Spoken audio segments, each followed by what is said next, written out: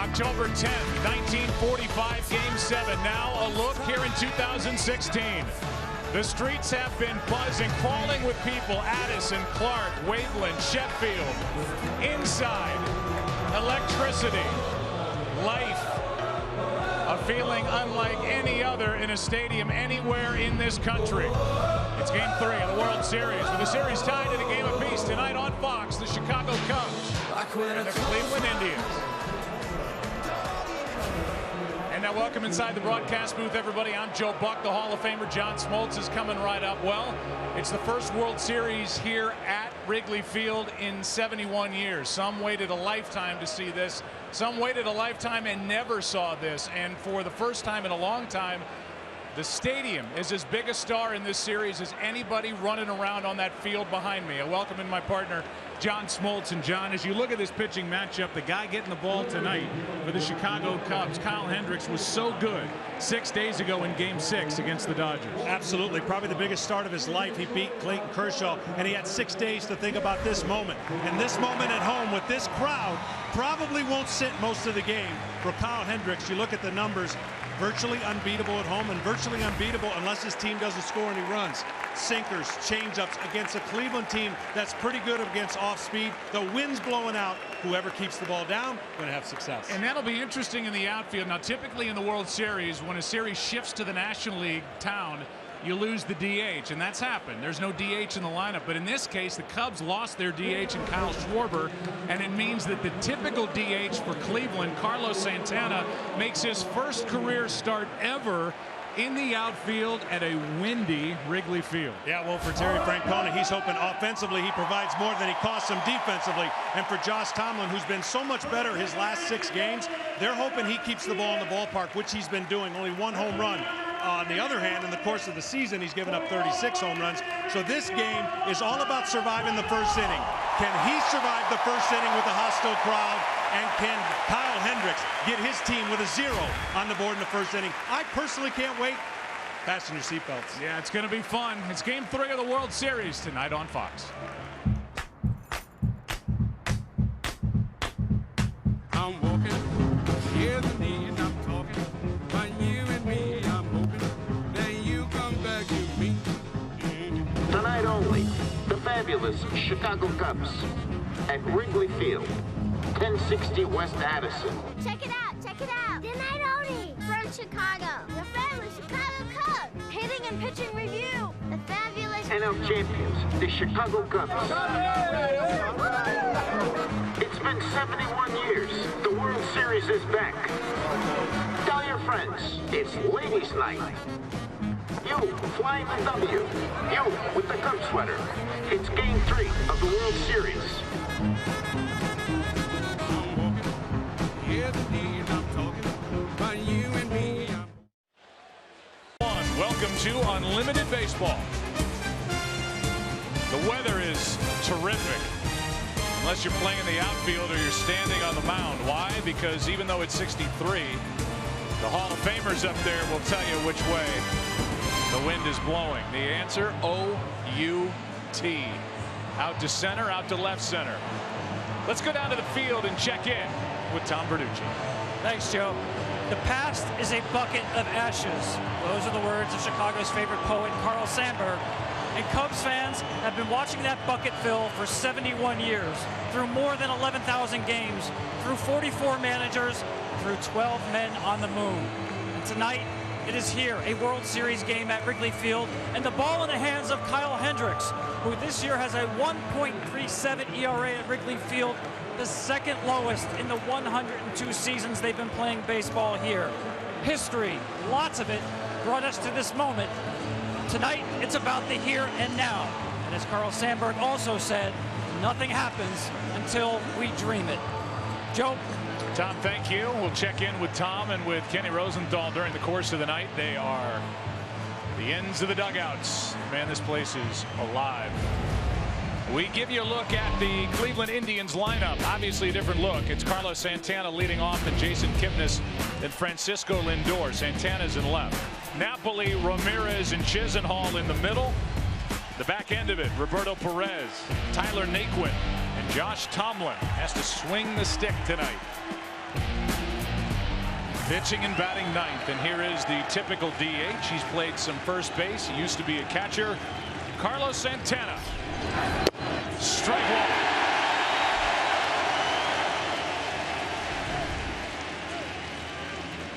one. Postseason numbers are not great. The regular season numbers are 34 home runs, 87 RBIs, and a new baseball after that. Let's go into Cooperstown. I would say that first one chucked in there and out of play it goes.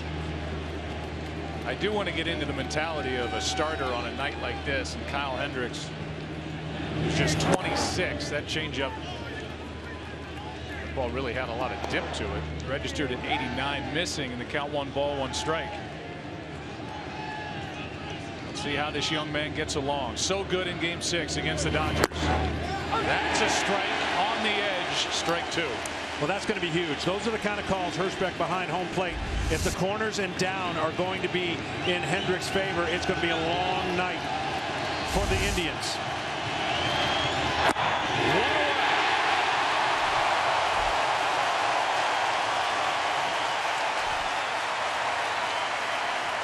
Well, looks nervous. I don't know about you. He just looks completely overwhelmed by the moment, doesn't he? He's the perfect guy for this atmosphere. I'm telling you, the crowd will not sit down. They are so amped up and waiting.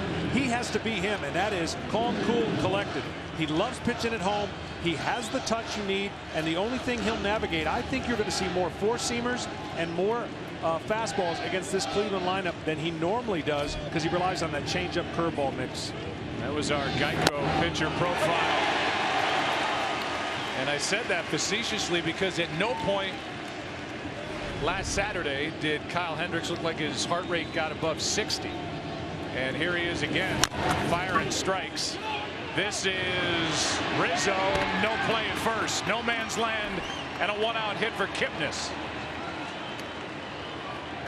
So Kipnis is on. He's got his second hit of this World Series as he chopped it to the right side. Well, Hendricks is a good athlete. If he doesn't get this, he's got to go straight to the bag. Once he goes that far, he's done. You take a straight line from the mound to the first base, and if you miss it, then the first baseman gets it and flips it to you. Once he veered off, that was the Bermuda Triangle, if you will. That right there, not going to get it done. So the Indians have a base runner here in the first inning, and you get into their best hitter, Francisco Lindor, who comes in 3 for 7 in this World Series and hitting .342 this postseason. Talk about another guy who has a low heart rate and not overwhelmed by the moment. That's inside for ball 1, and we'll see if the Indians want to run. This was a Cleveland team that led the AL in stolen bases with 134. Kipnis still bothered a bit by his sprained left ankle. Got down the line pretty well there. That's another hit for Lindor into the gap in left center field, and Kipnis will turn and go to third.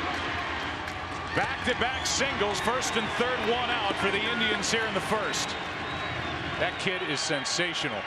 I mean, he's their best player. 2 of the youngest players in this game today are the best players for each club. And this is what he does. Stays within himself, doesn't overswing, takes the sinker. You have to have an approach against Hendrick. You must think going the other way first.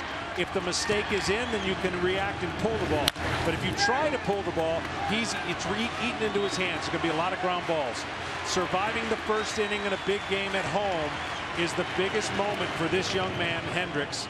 And right now the Indians putting the pressure on. Opportunity for Cleveland. Here's Mike Napoli, first and third, 1 out. Strike 1. Joe, I know we saw a lot of pitches and a long game in Cleveland. I would think that there needs to be a better and aggressive approach by both teams off these pitchers rather than work the count and try to get deep into the count. And that was close.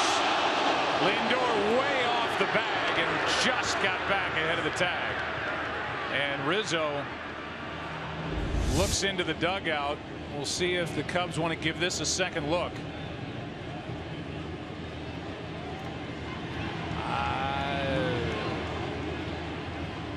Well, it's a big moment. It is. I mean, is it first and third, 1 out? Let's see.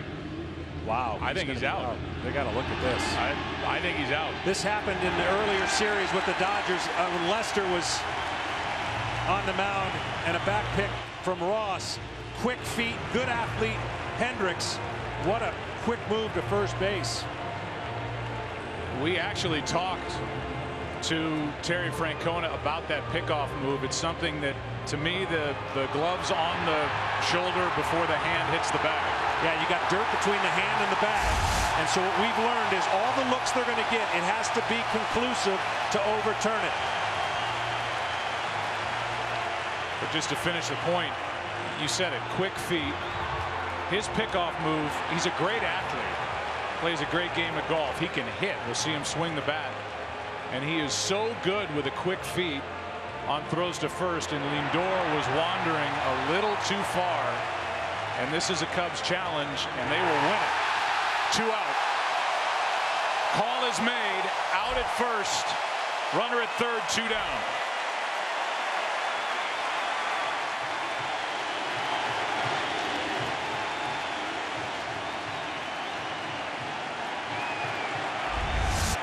Here's the real-time look.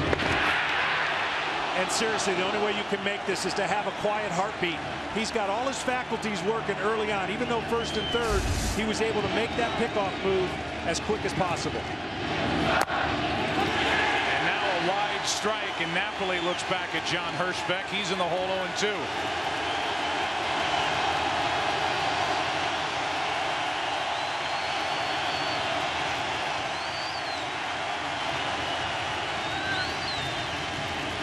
Indians looking for a 2-out hit. Ball 1 down and in. Kyle Hendricks will throw changeups to right-handers and left-handers, and they're 2 different changeups. That is not easy to do and easy to learn, but he's mastered it. They don't get many hits, meaning in the postseason off of changeups. However, Cleveland, one of the best changeup off-speed hitters in the game as a unit.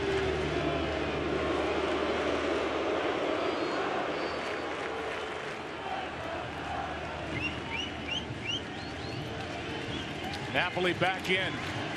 Behind on the count 1-2. Runner at third, 2 out.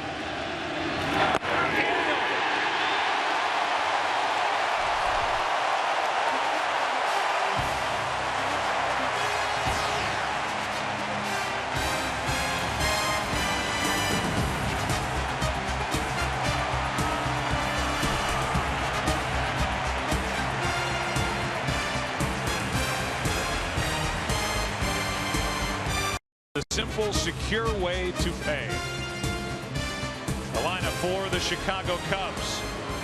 Question has been, as Tomlin gets ready to go, who's going to be in right? The answer tonight, again, second straight game, Jorge Soler. But the first 3 are Fowler, Bryant, then Rizzo, Zobrist, Contreras, Soler. Javier Baez back in that 7 spot. That's some thunder down there with Addison Russell. Kyle Hendricks can swing the bat, batting 9th. He's the pitcher. And here's the guy on the mound in the middle of all this action for the Indians, Josh Tomlin. Yeah, it's going to be interesting to see how quickly he goes to his curveball. Curveball's become a big part of his routine and how he's been successful lately. The curveball, however, for the Cubs, not their friend. So if he can pound with some fastballs and hit with that curveball, he's got a chance to keep the ball in the ballpark. Tomlin's been great this postseason. Fowler first up. Ball 1. 2-0 this postseason in 2 starts is Tomlin. He had a big ERA of 11.48 in August, but he got it together down the stretch. There's a strike. He won game 3, the clincher in the division series at Boston. He won game 2 of the ALCS in Cleveland. You see what he's done against left-handed hitters. Down on a knee, it's Napoli.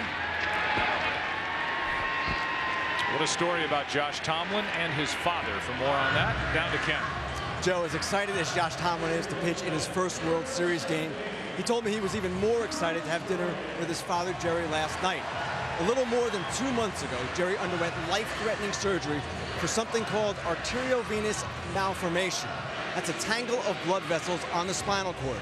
The condition left him paralyzed from the chest down. It's unclear whether he'll ever walk again, but Josh told me he's never going to quit. It might take 5-10 years, but he's not going to stop. Jerry already has managed one small miracle. He's here in the stands at Wrigley Field tonight. Fantastic. So Josh is pitching with his dad, Jerry, here to support him. Dinner last night. The 0-1 pitch to Bryant is hit in the air to left center field. Over to get it is Santana, and there's his first test. Carlos Santana says no problem as he glides to his left and has it over in the gap, and the Lincoln Motor Company keys to the game. Yeah, keep the ball in the yard. That's a big thing with the wind blowing out and gusts of somewhere near 20 miles an hour. Keep it in the yard. Cleveland will be successful. Embrace the madness, and already in the first inning, Kyle Hendricks and the Cubs were able to embrace what is going to be a raucous crowd and a crowd that's on your side hoping you get the lead. So with 2 out, nobody on, here's Anthony Rizzo, and a reminder for coverage of this game in Spanish, please tune to Fox Deportes. The numbers for Rizzo. Takes high for ball 1. Last 6 games, though, the overall numbers aren't that great. The last 6 games, he's hit .375 with his 2 postseason home runs and all 6 of his RBIs in playoff baseball. Out in front, swinging bunt, and it will roll foul. Strike 1. Let's give you a look at the Cleveland defense, and the interesting piece is out at left, and that's Carlos Santana. First big league start in the outfield, and it happens to be in the World Series at Wrigley with the wind blowing out. Tyler Naquin in center, Lonnie Chisenhall in right, with Ramirez, Lindor, Kipnis, and Napoli on the infield, and Roberto Perez. Great defensive catcher, and he's been a terrific offensive catcher in October. He flashes the signs with a 1-1 count, and Tomlin brings it to Rizzo. Strike 2.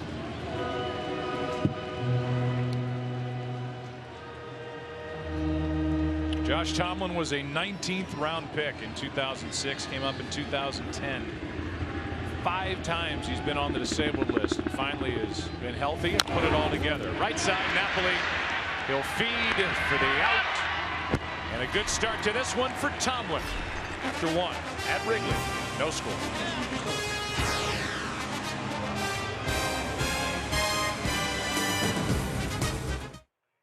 Tonight's telecast is presented by T-Mobile One. What a scene in Wrigley. 5, 6, and 7 hitters for Cleveland. Strike 1. Zips in there to Jose Ramirez. He's 3 for 7. Had a big game 1. Had a double in that game. Has 48 doubles on the year. That is the second most all-time for the Cleveland Indians from his defensive spot. He's taken over third base. He has become a player. 1-1 pitch from Hendricks. Right side, what a stop, but Baez fires too late. Rizzo got the glove on it, kept it on the infield, but it's a leadoff hit for Jose Ramirez in the second. Now, one thing about these Indians, they can definitely hit the off speed. So far they're showing they're ready to hit the off speed. Rizzo normally comes up with that play, but almost impossible for Hendricks to field it from the second baseman once it got deflected. You saw it was in his glove and then came out. So 2 infield hits already for Cleveland. Kipnis had the other, and now Lonnie Chisenhall will dig in. 1 on, nobody out.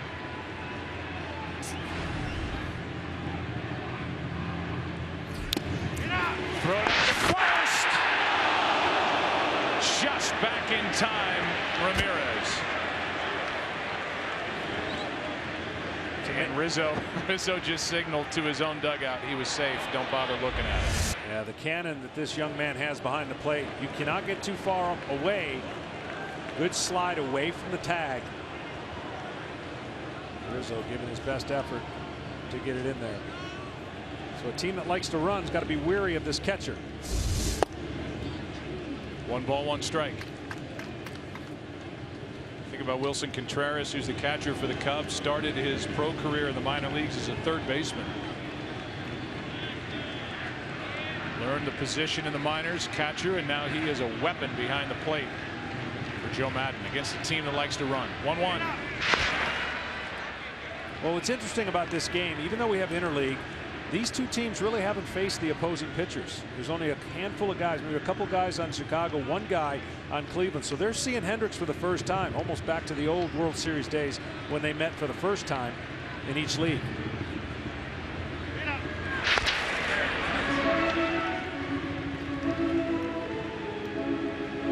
Easier said than done, but I would think that the Indians, after the first time through, it is the pitcher's job to react to the hitter's aggressiveness early on. But Kyle Hendricks throws a lot of strikes early. There goes a runner, comes back, and one off the end of the bat for Bryant. Throw to second, out.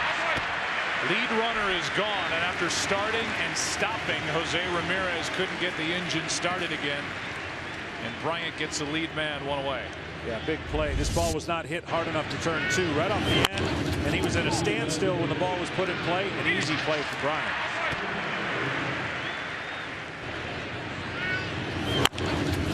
See Ramirez going to be frustrated when he gets to second base, knowing he had a better chance to beat it if he was in a better position to take off at the crack of the bat.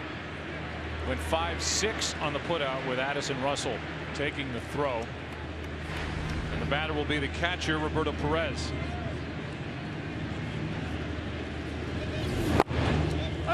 See, that's what that back throw does. That back throw keeps you on edge, and you get a secondary lead, which means when you get a secondary lead, you're anticipating action, swing of the bat, reading it off the bat.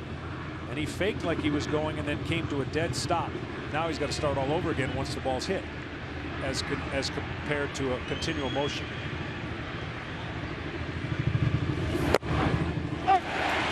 Nothing in two.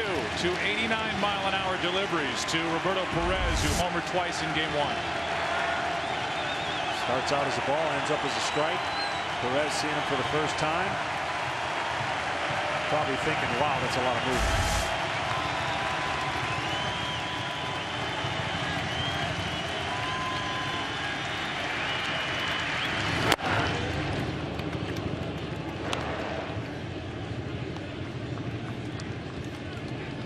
Story for the Cleveland Indians again is they lost their number 2 and 3 starter in their rotation within 9 days of each other in September. They took on the Red Sox, beat them. Took on the Blue Jays, beat them. Now taking on the Cubs, a series tied at a game apiece, and Contreras is always willing to pop up and throw if you give him a chance.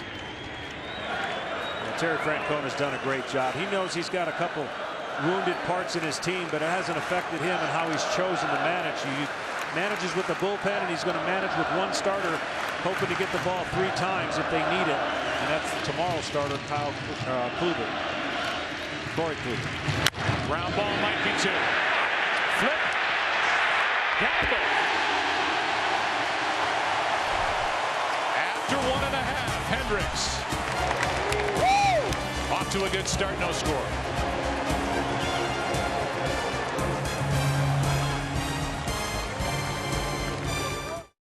Sponsored by Chevrolet, more 2016 JD Power Dependability Awards than any other brand. A lot of ways to get here to Wrigley Field. The L might be the best. Mass transit above the mayhem down on the streets. Was fired up about the helicopter we're going to get out of here. Was that right? Yeah. You lined that up, have you? I'll be happy to jump on. Here's Zobrist. Wow. Bottom of the second, no score. Tomlin had a quick and easy first.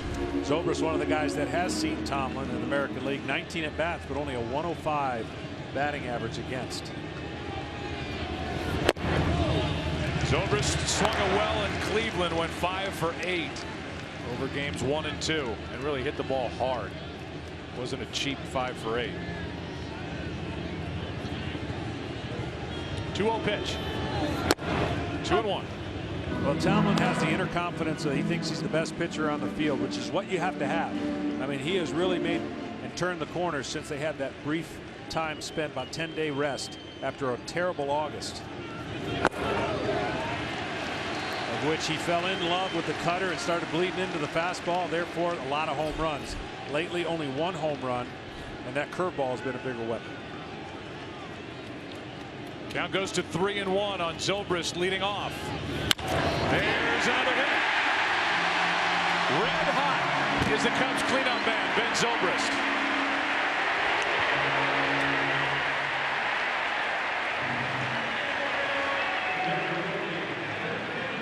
And the batter will be Wilson Contreras,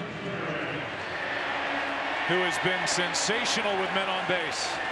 .462 average with runners on. 6 for 13, and that's number 3 all time in a postseason. And for a young guy, he's been patient every first at bat, almost fakes a bunt, just willing to take a strike. So that anxiousness or ability to jump out at the pitcher hasn't been shown by this young man yet.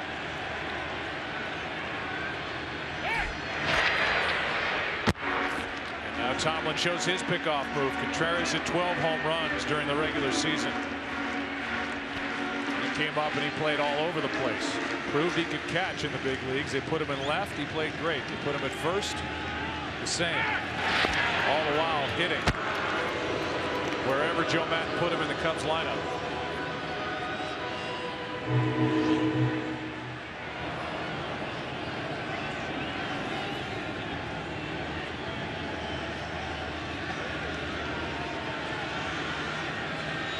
This kid's got a lot of confidence. Wilson Contreras waiting for the first pitch. Upstairs, ball 1. So early on, it looks like the ball down and a little bit off will be a favorable pitch for each pitcher. That one over split the middle of the plate, but called it high. It's a veteran umpire, John Hirschbeck, who is retiring after 34 years. What a way to go out. A check on the runner's Obrist. He has drawn 3 throws so far from Tomlin. Yeah, that might be just a little bit nerves. I mean, I don't know that the Chicago Cubs look to run too often. Maybe he's protecting against a hit and run. But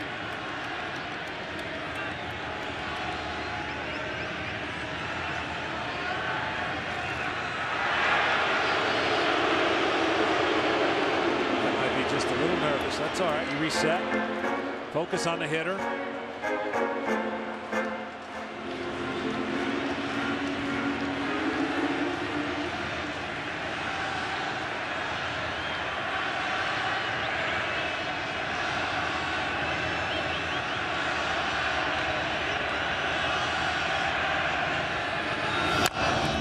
Tomlin off the mound. Gloves.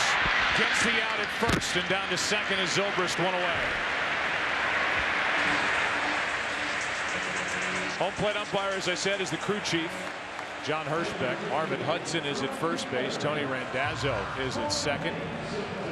Joe West, the veteran, 6th World Series, over at third with Sam Holbrook in left. Chris Guccione in right. The replay umpire is Larry Vanover in New York. We'll hear more about John Hirschbeck during the second if we get the chance, with Ken Rosenthal ready to deliver it. But right now it's Jorge Soler. 0 for 10 this postseason. Pretty good swings in game 2, and that earned him another start.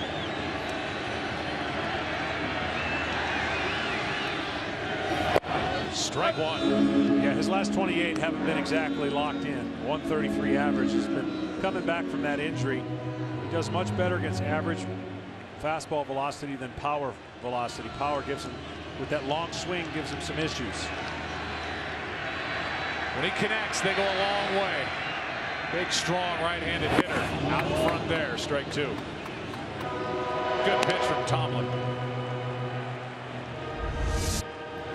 Tomlin has that same type curveball that most of the Indians have, and certainly Bauer. And the Cubs have seen their share of curveballs this postseason between Hill and Kershaw, Bauer, Kluber, and now Tomlin.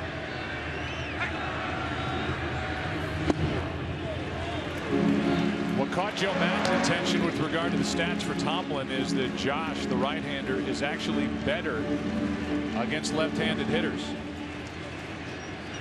222 against him. Right-handers just under 300 at 296.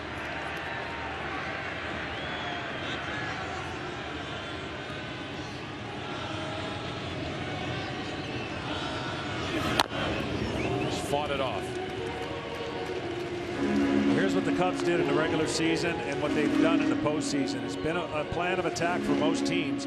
Look, you can't sit back and lay it in there for this team who hit a lot of home runs. Certainly loves to mash the ball. So the curveballs have been a little bit better average than I would have expected. Mainly probably because they've seen so many. But this sets up for a curveball right here after a high fastball. Looked like Soler was in protect mode.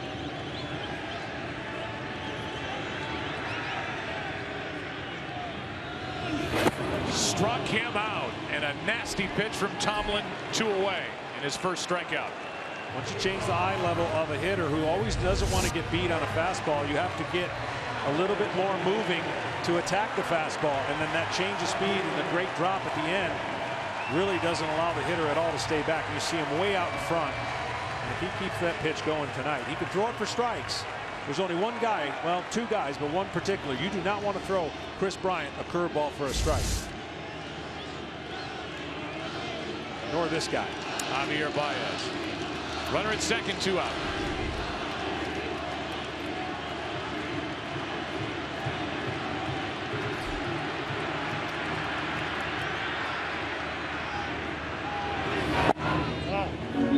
Inside, ball 1. Baez already has 15 hits this postseason.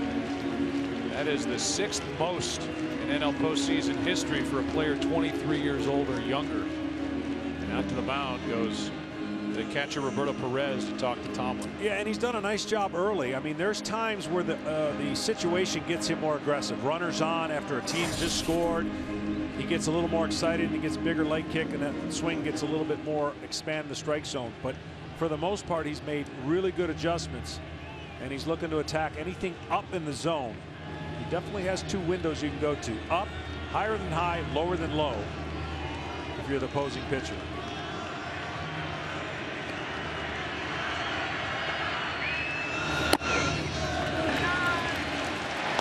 Two balls, no strikes.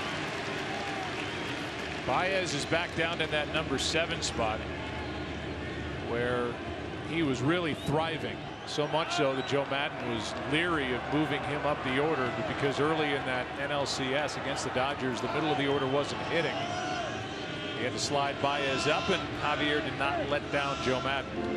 2-0 count here. You do not want to throw him a fastball, and if you do, it better be paint. Paint on one side of the plate, particularly in. It's such raw power. Go through a series of signs with a runner on second, decoy, and then a signal. He'll look for something that, whatever the indicator they're using, tells you what the next pitch is going to be.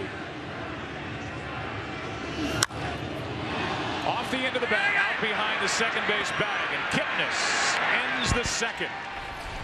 Both right-handers on here at the beginning of game 3, where after 2 at Wrigley, there's no score.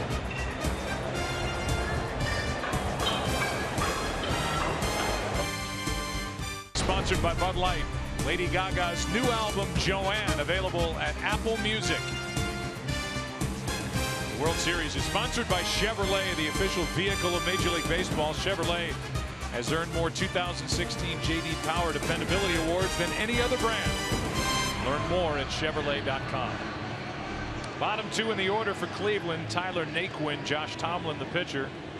And then back to the top of the order in Carlos Santana against Kyle Hendricks. Strike 1. Hendricks did not get a decision in game 2 of the division series against the Giants. Was hit on a line drive by Angel Pagan, had to come out. It was a Cub win. And he lost game 2 to Kershaw, who was unbeatable in the NLCS. But he beat him in the rematch, game 6 days ago, last Saturday, 5-0, when Chapman came on to get the final 5 outs. 7 1/3, no runs, 2 hits, 6 strikeouts, no walks. 2-1.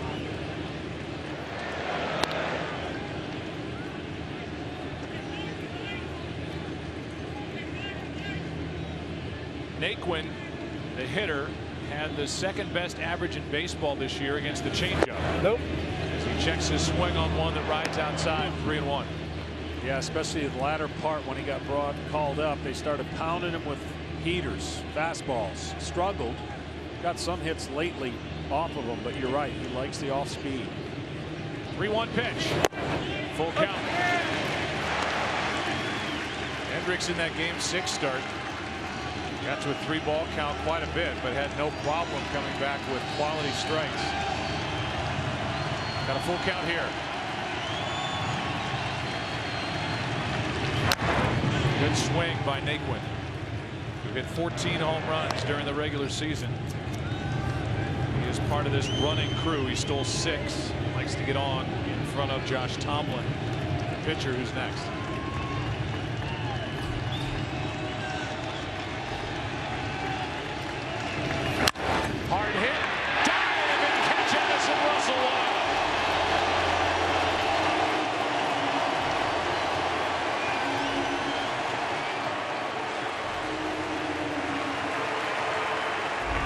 just tremendous athleticism. Has nothing to do with where he's playing.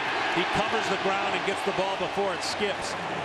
The two most athletic shortstops in our game right here on Showcase in the World Series, Russell and Lindor. That makes Tomlin have to swing the bat. He had 2 hits, 2 for 5 in the regular season, and he shows right there he knows how to swing and strike one. Early on, a difference. What a difference 2 games make. Hendricks threw just 7 pitches out of the stretch in Game 6. Think about that. 7 pitches. He only gave up 2 hits. Tonight, the first 16 of the 23 pitches have been out of the stretch. He survived it. The team has played good defense behind him, but that's the difference from game to game. You never know how it's going to add up. And that's why most of your side work or bullpen work, and he had 6 days of rest, you'll work a lot out of the stretch because that's when you make some of your biggest pitches and most pressure pitches. 1-2 pitch. 2 out. Strikeout number 3. The base is empty for Santana. Major League Baseball proudly celebrates the life and legacy of Roberto Clemente. Earlier tonight, Curtis Granderson was announced as the 2016 Roberto Clemente Award winner for his positive contributions to the community off the field. Visit MLBcommunity.org to learn more. Granderson was joined by Major League Baseball Commissioner Rob Manfred, Roberto's widow Vera, and sons Roberto Jr. and Luis. Curtis Granderson, who was raised by 2 school teachers, is one of the nicest, most generous player that Major League Baseball has in it here. 2016. It has been for a long time now. 1-0 pitch.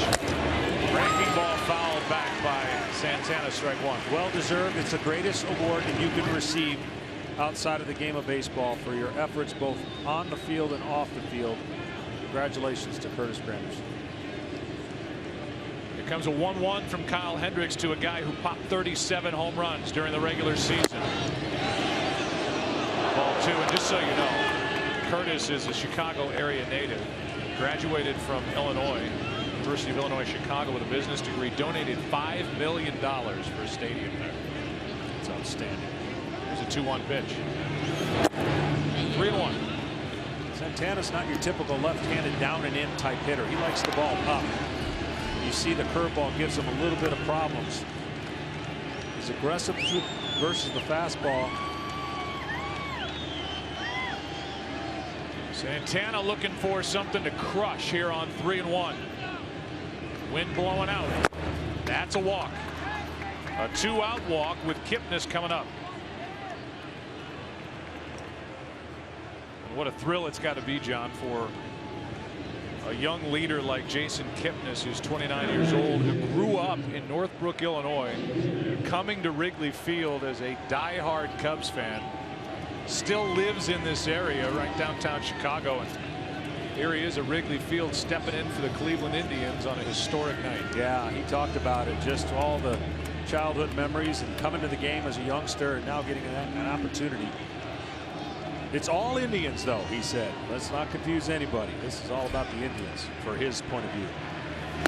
There's a strike. Kipnis with an infield hit his first time up.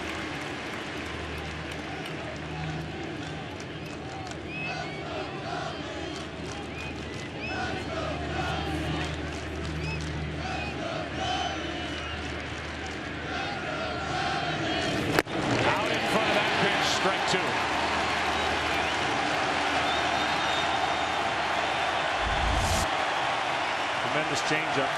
See how it fades and goes down away from the left-hander. The hitters have to respect his fastball. Sinker moves. Four-seamer actually gets on him quicker than they think, and the changeup drops. Contreras wants it up. Trying to pull it back in. Ball 1.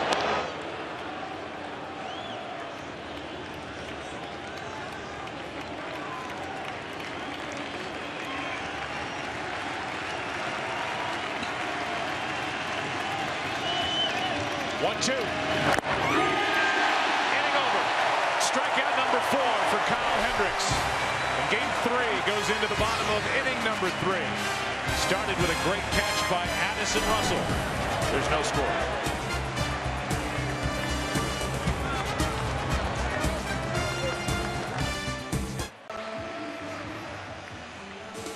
Tonight's aerial coverage brought to you by DirecTV. If you call yourself a sports fan, you got to get DirecTV. Call 1-800-DirecTV. I would assume a nice night to be in a blend. Here comes John Hirschbeck now. John out to the mound, talking to Josh Tomlin. And I wonder what that's about. He must be struggling with some of the baseballs. He's given them a couple to look at. I don't know. Usually don't see a player come out this early, but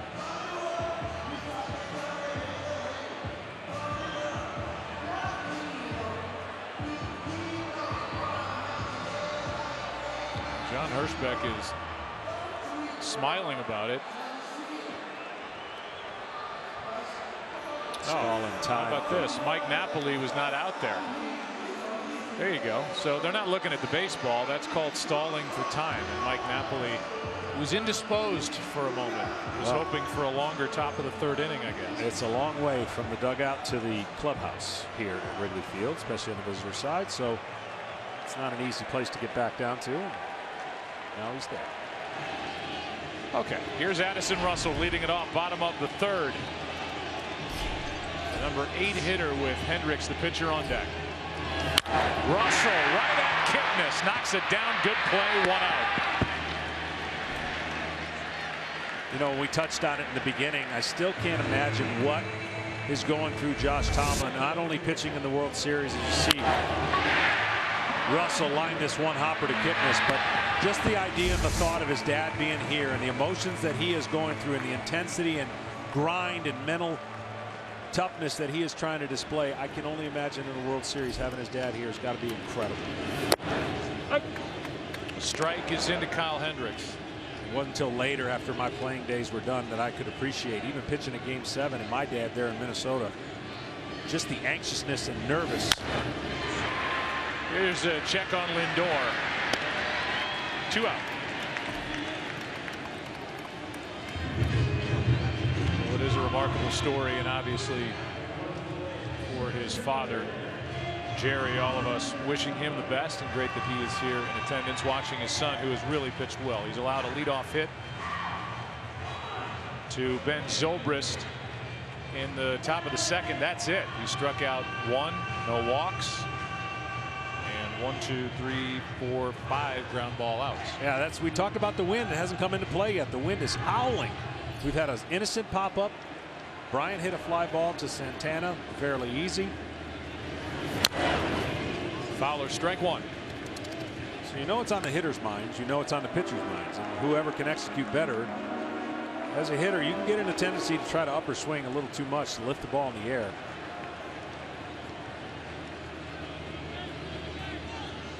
Fowler grounded out his first time. That's inside. 1 ball, 1 strike. See that 100 World Series average. He got a hit in the last game. He's so important to this team when he gets on base.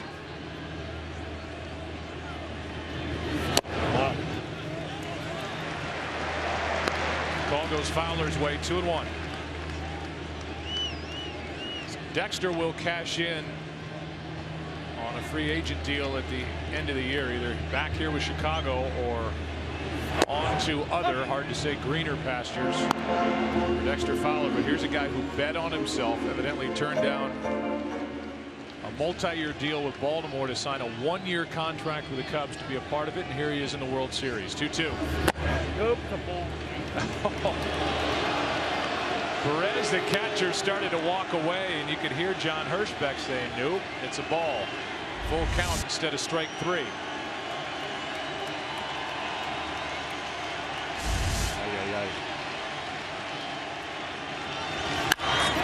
what looked to be a walk or a strikeout ends up as a line drive out to right. Caught by Chisenhall.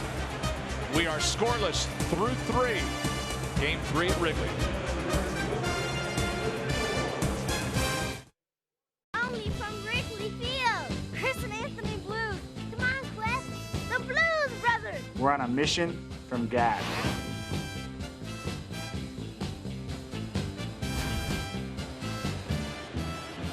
Two guys that the Cubs can market around Anthony Rizzo and Chris Bryant.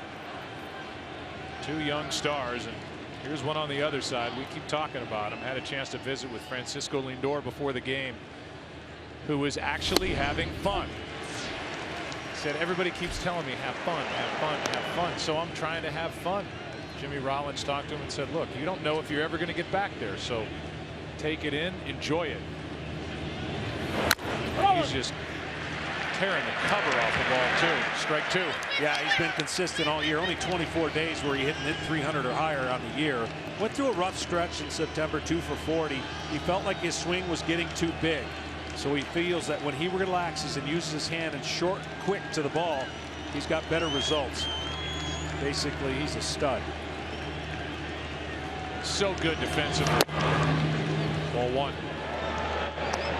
Hit 301. 15 home runs, 78 RBIs, stole 19, and he's only going to get better.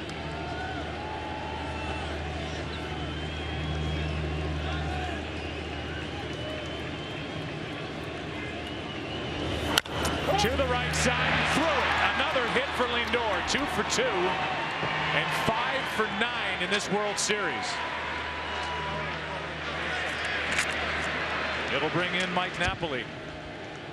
Let's go back to the first at bat. Yeah, this was classic Kyle Hendricks. He starts him off with a fastball. Okay, then he throws 3 changeups in a row. The one that cuts, the one that fades. He stays stubborn with it down. Napoli loves the ball down, but the change of speed gets him. Pitchcast, powered by MLB Advanced Media. Indians have had base runners. Second time they put their leadoff man on. That had been a problem through the first 2 games. Coming into this game 3, only 2 times in the previous 17 innings did they accomplish that. Makes a big difference. Ball one in the dirt. Contreras blocks it. Well, I said early on, if you're the Indians, if you can keep this crowd to a dull roar, you're doing your job. And so far, that's been the case. They've had action every base, every inning at some base. So the crowd here is, you can sense a little nervousness. They'd love to have the lead. They'd love for their guys to be on the board first, with the Indians creating the pressure early.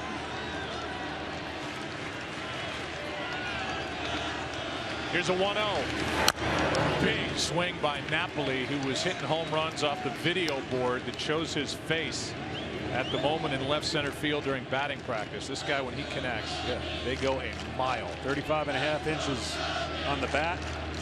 27 home runs against right-handed pitchers.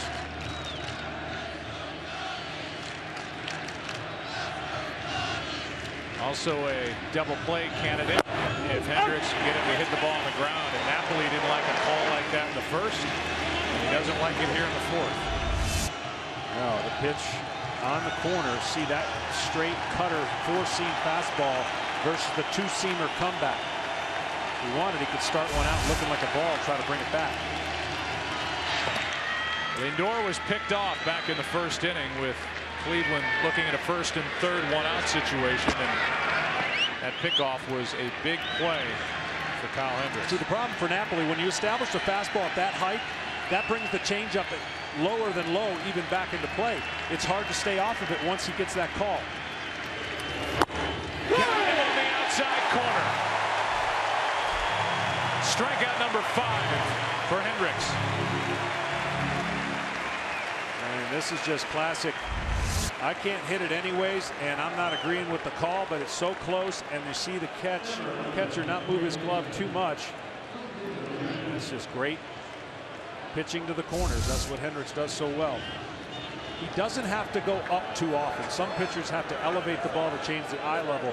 Hendricks changes the eye levels by in and out and down primarily. That's why he's been so good here at home. That's why he doesn't give up many home runs.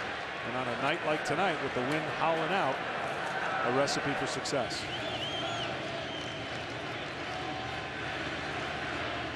Here's Jose Ramirez, singled his first time. Ball one.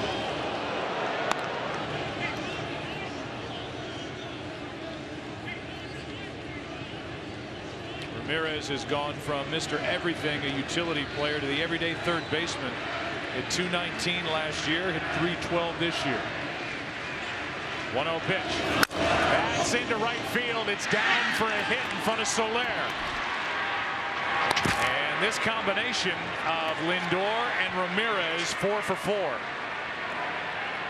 2 on, 1 out, and the batter will be Chisenhall. Tonight's telecast is sponsored by Geico. 15 minutes could save you 15% or more on car insurance. And by HP. Keep reinventing.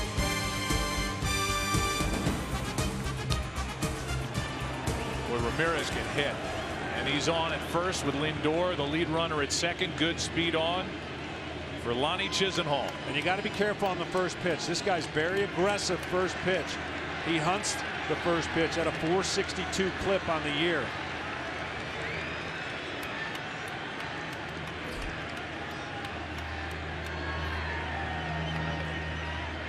Two on, 1 out. Change up fouled right side, strike 1. Yeah, good pitch selection. If the guy's hunting fastballs, make him think that a fastball's coming and throw the changeup, which Hendricks did right here.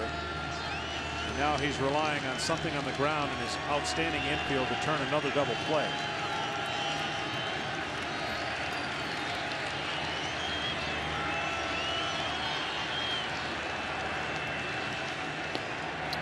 Now with the runner at second. Some indecision or confusion, and Hendricks calls Contreras out to talk. Yeah, a lot of stress in these first 4 innings for the Cubs. They've handled it all right, so has Hendricks. But the more the stress the Indians put on Kyle Hendricks, you think, or at least from the Indian side, he's going to crack and leave one out over the plate.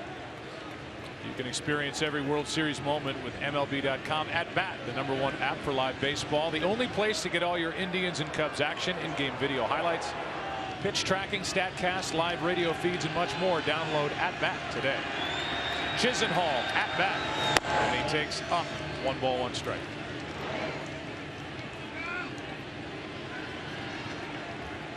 Lindor a single. Napoli struck out. Ramirez a single. A 1-1 coming to Chisenhall. Right side, fair ball. Throw to second, out. Over to first. What a pick by Hendricks, saved a run. And with 2 out, it's first and third, but Hendricks, with his glove, just saved the first run of the night. I mean, seriously, this is a wow. This is the hardest play for the pitcher to come over and field a throw from the infielder on the run for a double play. And not only that, take a short hop to boot. Russell trying to get rid of it quick. As he throws it, you can see Kyle on the run, and wow, that is a game saver. Joe Madden went up a step or two to check with Hendricks to see if he thought maybe that was something they should review, and they won't. Good call by the first base umpire Marvin Hudson, and it's first and third, 2 out, but that was good glove work by Hendricks. Now Perez, the Cleveland catcher, 0 for 1. Ball 1 outside.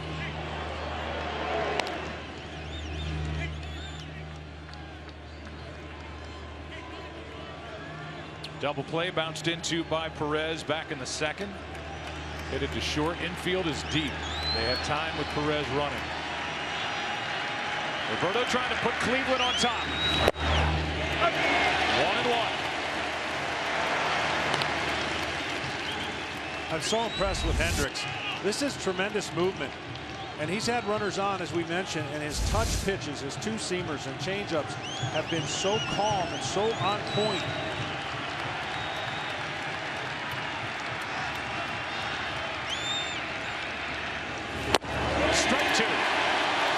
Most guys get in this situation and the anxiety and amped up.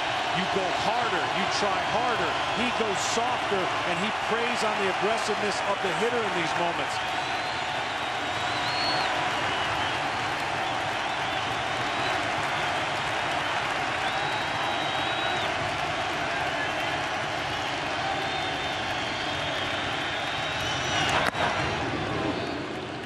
Two and 2.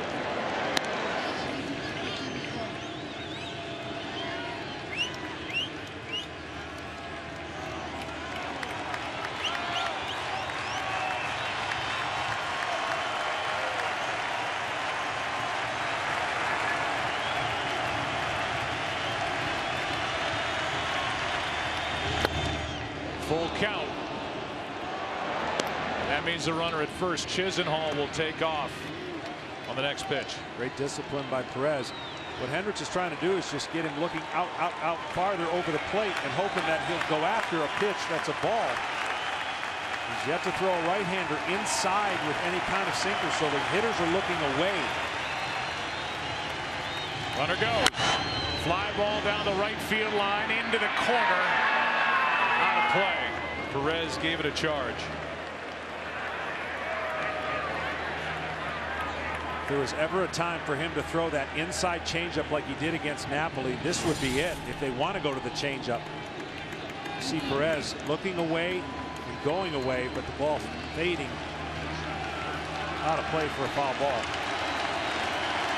Chance for the Indians, first and third, 2 out.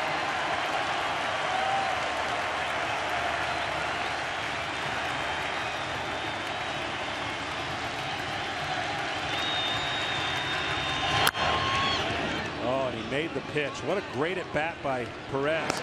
He'd been looking away, and that changeup in, he was just able to foul off. So now that does something to Hendricks. See the changeup? He goes in trying to have the same one against Napoli. That'll frustrate you just a little bit because you feel like you made the 3-2 pitch you needed. He could go fastball and try to beat him to the punch now if he wants to after slowing him down with the changeup.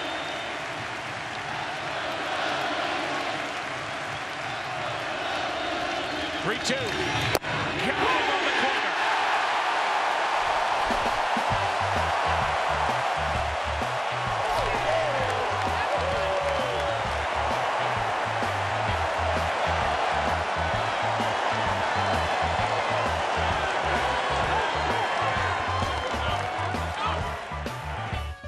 Kyle Hendricks, the young right-hander, has been able to dance out of trouble so far tonight. Tomlin has been in charge. Big bats coming up.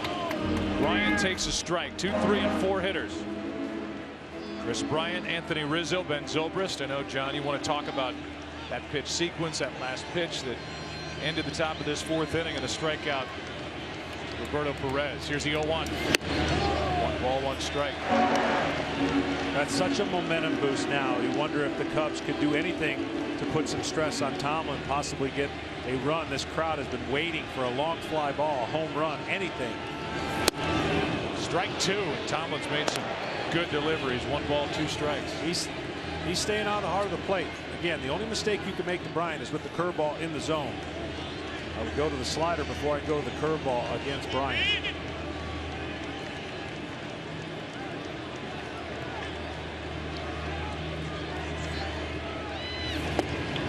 I don't know how that missed him. 2-2.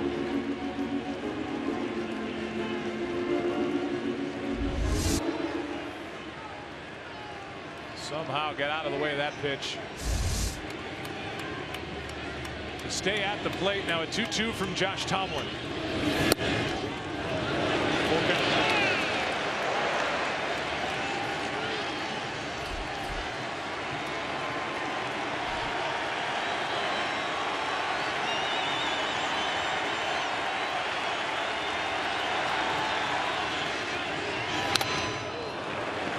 Go back to that strikeout of Roberto Perez. Yeah, it's so easy to leave this out over the plate or yank that sinker, but he has been spot on that side of the plate. That's his glove side, the side he really enjoys. See the late movement. There's no way Perez can recognize that even close to being a strike when it comes out of his hand. It starts outside the plate. Bryant takes a walk, and that barely missed. Let's see where it missed. It didn't miss. That ball, instead of strike 3, is ball 4, and that's how the bottom of the 4th inning begins. You know, Perez caught it just a little funky. When he catches it, he pulls it down. You see how the glove goes down, and that can have a little bit of a false read sometimes for a home plate umpire. I really believe the way he caught that did not enhance the opportunity to get a strike call. And his hands are really good. Well, that is a bad break for Cleveland. It's a walk. First of the night. And Rizzo out in front of that pitch. Strike 1. Grounded out to the right side his first time up. 1 for 8 in this World Series.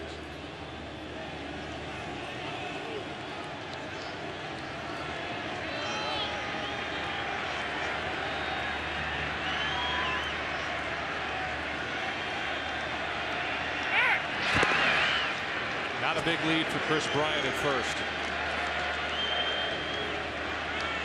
Shift on the infield with Lindor on the other side of the bag.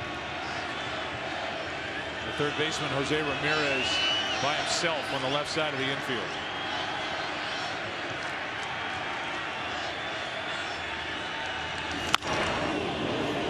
Strike two.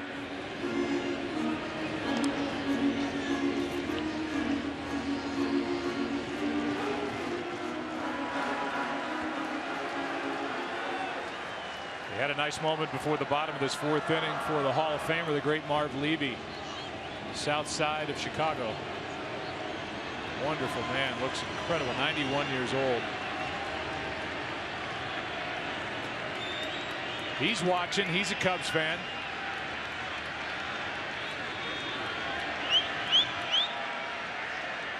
The 0-2. Look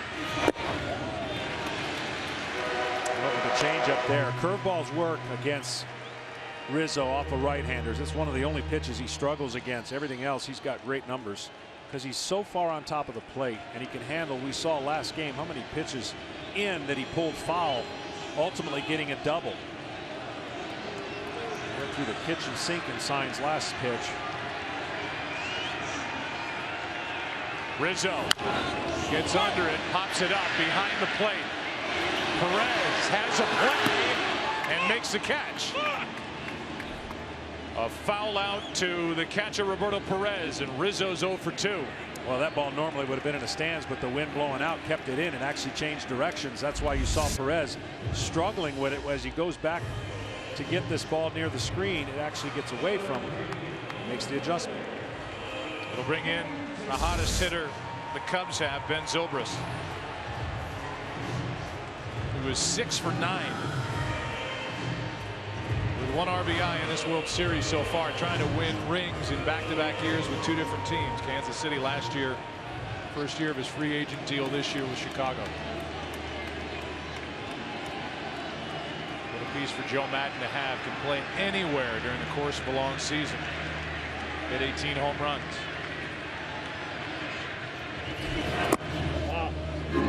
Ball 1.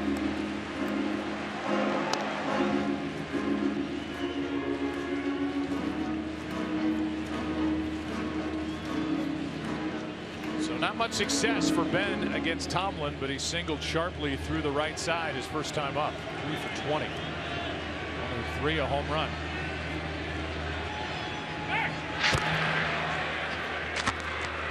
Zobrist, a long-time American leaguer. With the Rays, played for Joe Madden there, and then with Kansas City. Just a winner.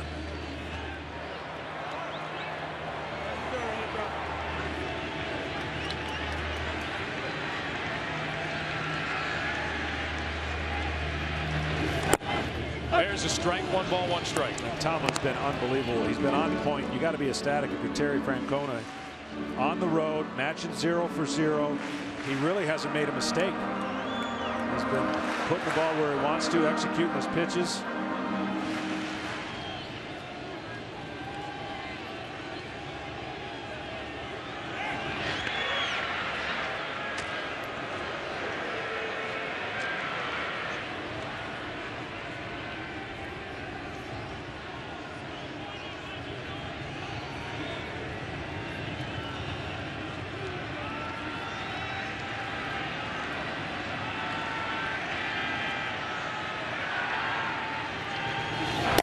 Inside corner, strike 2. He's done a great job not really showing the Cubs a ton of these pitches. This is his best pitch, I think, down the stretch. I've watched him throw 5 in a row, 6 in a row to some of the hitters, whether it be Toronto or Boston.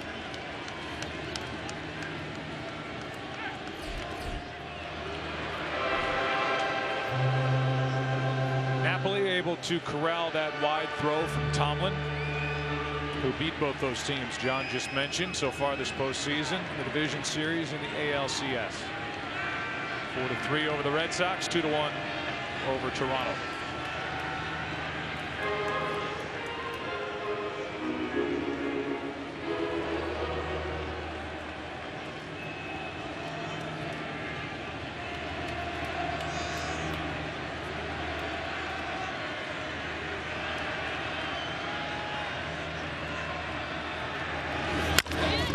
To the second baseman, Kipnis. Out at second. Safe at first.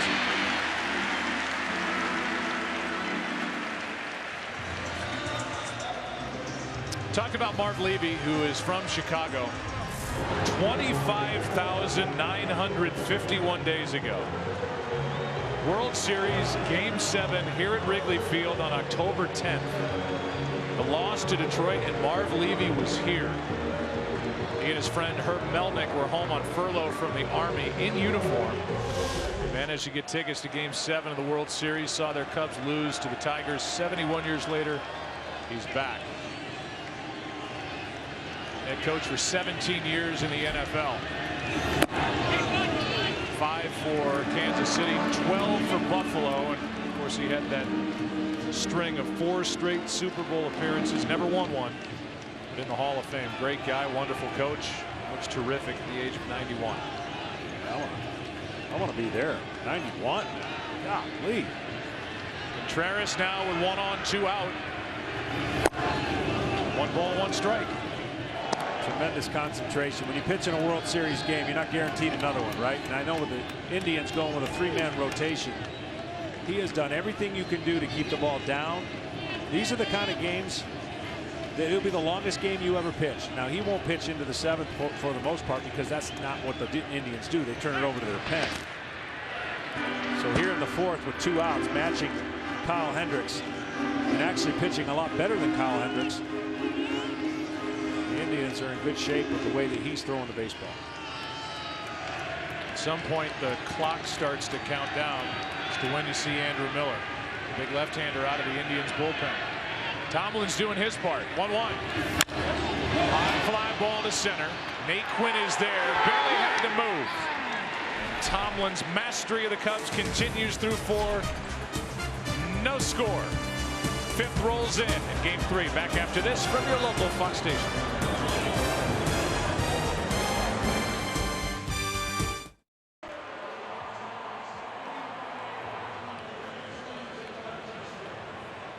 This January, She's Inappropriate and in Charge. TV's most outrageous new comedy is coming to Fox. Caitlin Olsen is their guardian, but she's no angel. The Mick premieres this January on Fox. Co-star Scott MacArthur there with Caitlin here at Wrigley Field. Tough ticket to get, and they're here as this game moves into the 5th inning. And for the Indians, Nate Quinn can't hold up strike 1.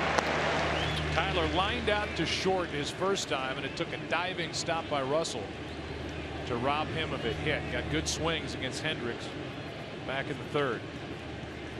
Leading off the 5th. Ball. 1 ball, 1 strike. Well, for Hendricks, you see the numbers, right? There's the 5 hits, a lot of traffic. Tomlin been almost perfect, but Hendricks has 6 strikeouts. Ball. 2-1. He also is 17-0, including the postseason, when his team gets him 2 runs or more. So he doesn't ask for much. He just needs a little. 0-7 this year when they score 1 run or less. Naquin chased it upstairs. 2-2.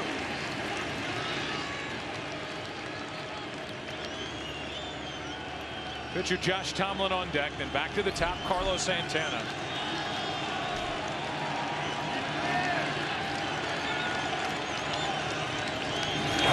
Full count. You mentioned the 6 strikeouts for Kyle Hendricks. Lester in Game 1, the starter, struck out 7. Arrieta 6 strikeouts in Game 2. Last National League team to start a World Series with a starter getting 6 or more strikeouts in the first 3 games. The 92 Braves. Lavin, Smoltz, and Avery against Toronto. Overrated. Here's one into left. A base hit off the bat of Naquin. He will hold at first with a leadoff single. And that is the 3rd time Cleveland's put their leadoff man on base here in Game 3. Well, Hendricks is attacking him with fastballs. We said that's the scouting report. He fights off one, just gets to the over Bryant's head, and now a must-bunt situation for Tomlin. The Indians again putting pressure on Kyle Hendricks. Opportunity knocking yet again for the Indians now in the 5th. And the entire world expects a bunt. Bryant way in at third, and Rizzo will do the same on the pitch. Tomlin struck out his first time.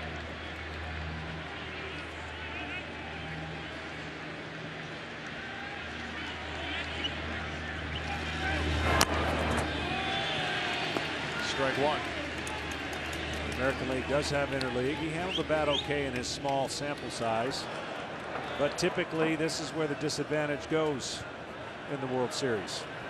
Pitchers in the National League used to doing this. American League's not so much. Did have a sacrifice this season during interleague play. 0-1. Now he's in the hole 0-2. The one thing he's got to do, though, he's got to stay at home plate. He's moving and trying to bunt. That's not a good recipe. I would think with 2 strikes, he's still going to have the bunt on. Sometimes with 2 strikes, you don't try to make the perfect bunt. You just put the bunt in play, and it actually ends up being a better bunt, believe it or not. Hendricks looking for his 7th strikeout. Tomlin just trying to advance the runner any way he can. Ball 1 up. One of the hardest pitches to bunt is a changeup. Actually, a curveball slider, an easier pitch to bunt if you don't flinch and get out of the way, because the spin of the ball with the angle of the bat literally helps you put it in fair territory. A changeup, you jab at it. Looks like that's what they're going to go right here with a changeup.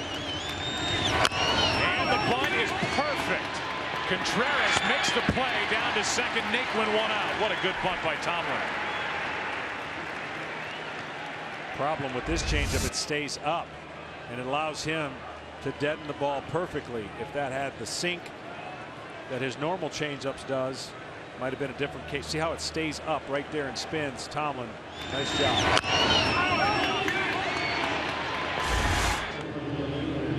Baez was covering the bag. Sacrifice is good. 2-4 down to second. The go-ahead run with 1 out for Carlos Santana. Looking for his first World Series hit with the speed of Naquin at second. If he puts it in the right spot, Indians should have the lead for Tomlin.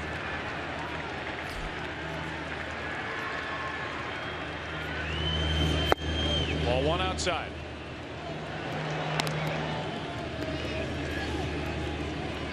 Mentioned Cleveland will go with only 3 starters. That means John Lackey takes on Corey Kluber.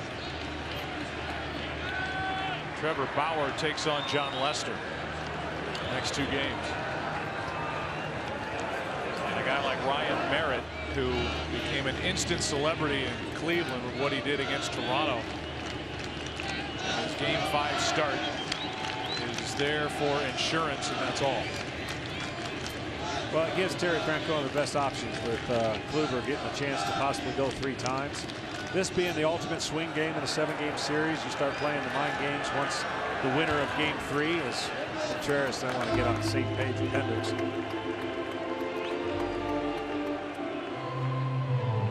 This is incredible. Look, as we take a peek back into Progressive Field in Cleveland, and look at how many people are in the seats. That's awesome. It is just great. It's a $5 donation just to get in the park. I mean, that's just one deck. They're packed in. Throw down to second, and what a play by Russell to save an error by Contreras. 2-0 the count on Santana. That's the only thing you worry about with Contreras. He wants so bad to throw to bases that sometimes he costs his pitcher a strike, and he just gets a little anxious to try and get this done. If this thing hits, well, it did hit him. Say if it hits the base, it could take a bounce anywhere. Counts 2-0. Carlos Santana.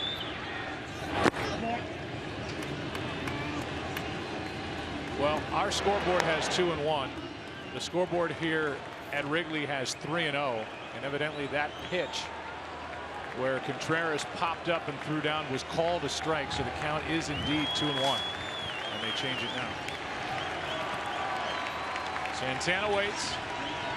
Go ahead, run at second, 1 out.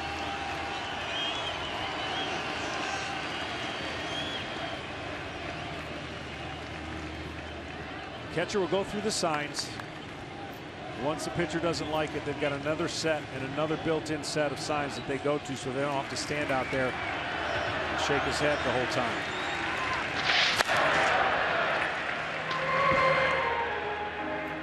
Trying to keep Naquin close at second. Hardest part sometimes for a pitcher is to be patient throughout the whole set of series of signs so that he doesn't give it away by going yes too early. 2-1 now. Wow. High for ball 3. Now the pitch up is not being called the pitch down. That's to the benefit of each pitcher, by the way. You see the curveball going around the strike zone. Respecting. He's calling it high. It's Chris Bosio, the pitching coach for the Cubs, on the left. And that's the man on the spot for Cleveland, Carlos Santana. Trying to put the Indians on top. Full count.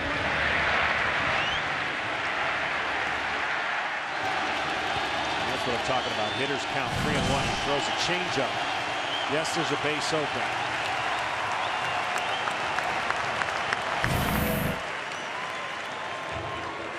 Yet another visit from Wilson Contreras.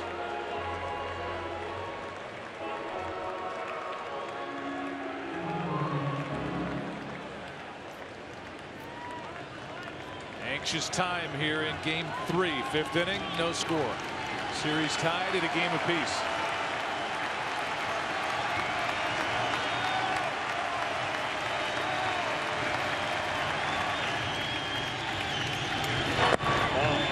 Laid off, Santana did, and down to first he goes with a second walk handed out by Hendricks tonight. 2 on, 1 out.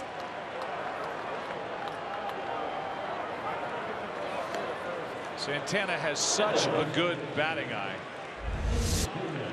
He's had 6 straight seasons of 90 or more walks, and he laid off that pitch with a count of 3-2 to take his second walk of the night.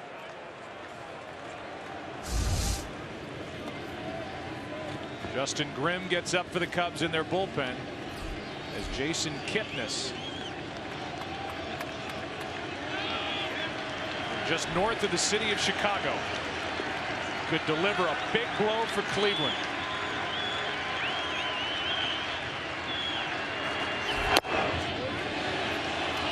Ball 1 inside.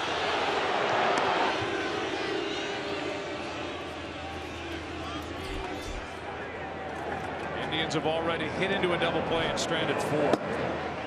There's Grimm. And here comes Bosio. Well, I think that's a good time to come out because he sensed just a little frustration. Look, Hendricks doesn't give away much of his emotions at all, but he's made a couple pitches that I can tell that he thought maybe, just maybe, might get strikes. So this is just to reassure him that you throw a sinker away, or is anything down, we'll get him to roll over. Of course, his ankle taped up.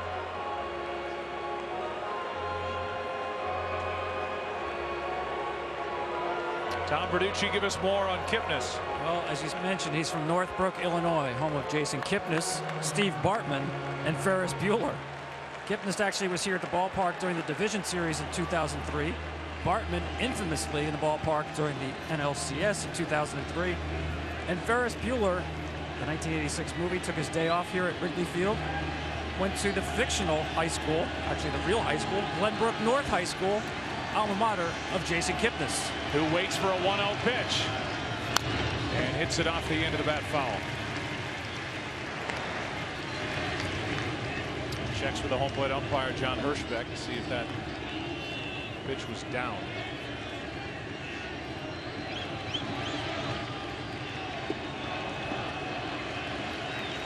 One and one the count. 2 on, 1 out. 2 balls and 1 strike.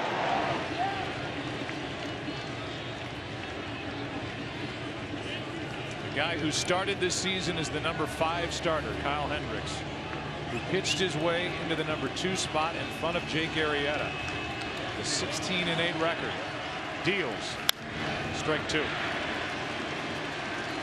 And more than half have been out of the stretch, which creates stress. This crowd is really wanting to erupt if they can get a ground ball here.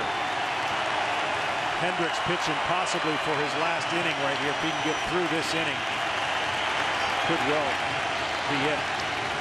Red hot Lindor on deck.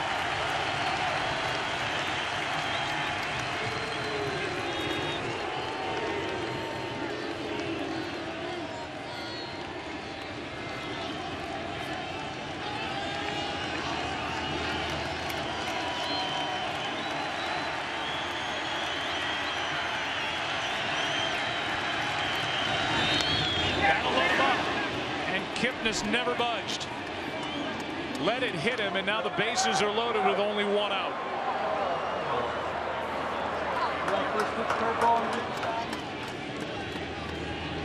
For the best hitter in the Indians lineup, Francisco Lindor. And that's going to be it for Kyle Hendricks. Joe Madden out of the dugout. Justin Grimm is getting loose. With Lindor coming up in a scoreless game, Hendricks is out here in the fifth.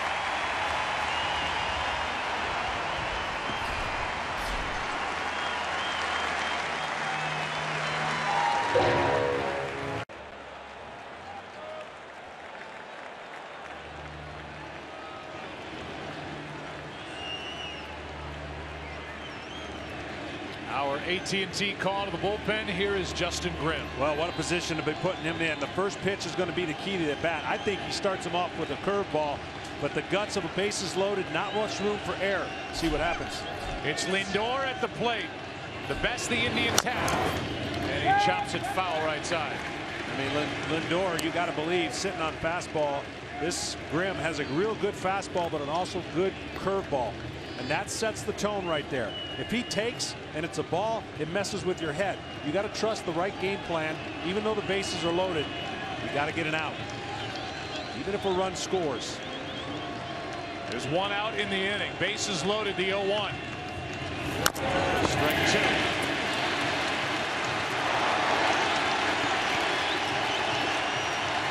Hendricks 4 1/3. So far, no runs, 6 hits, 2 walks, 6 strikeouts. Now he's thrown 2 really good curveballs. You either bounce the third one or you try to elevate the fastball up.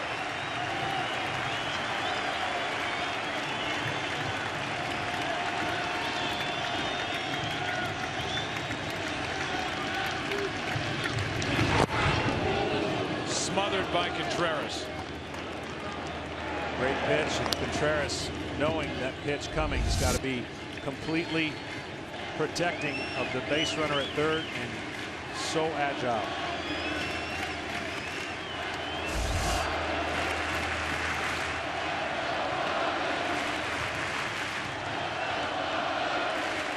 Previous pitch, Contreras just gave one sign because the runner at second wasn't looking in. What a spot for the 28-year-old Justin Grimm to the 22-year-old Lindor. 2-2. See, I'd have liked to seen that pitch 0-2. That pitch would have been more effective. Now it's 2-2. He's getting the count in the decision-making scenario. So if you're reading along and thinking along with the pitcher, they typically would go right here back to the curveball.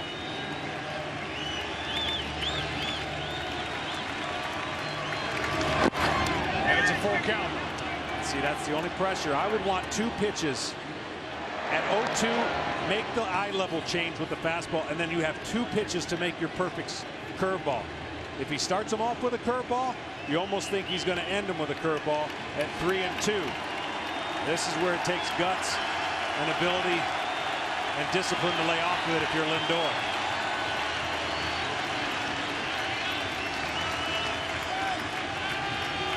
Two quick strikes, now a 3-2 count. Time called by Contreras. He wants to make sure. He called for the fastball, and I don't think Grimm wanted to go to the fastball. The downside here is when you're a pitcher, you've got to go with the most committed pitch, period.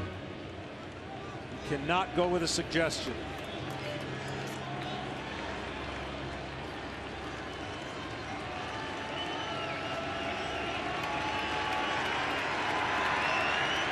Bases loaded, 1 out.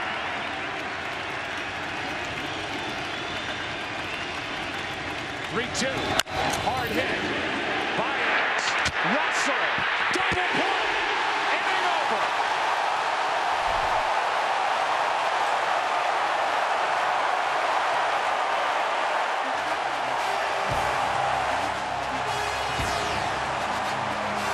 How about Justin Graham?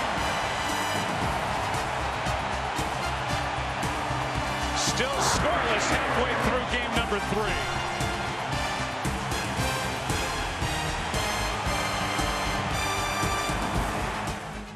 Sponsored by the Lincoln Motor Company and the new 2016 Lincoln MKX. Soler lines one into left center. It'll get down for a base hit. First pitch swinging, and Soler has his first hit of the postseason. On to start the 5th. Let's go back to the pitch sequence in the double play. Well, I felt like he had to throw a curveball. He did. He got what he wanted, 0-2. Maybe just one pitch too soon. Back to the curveball. Then he elevates the fastball. Now it's 2-2. He's got to make that decision pitch. He didn't make it. He must throw it in the strike zone. He did. And this ground ball creates a reaction that everybody in this park was looking for.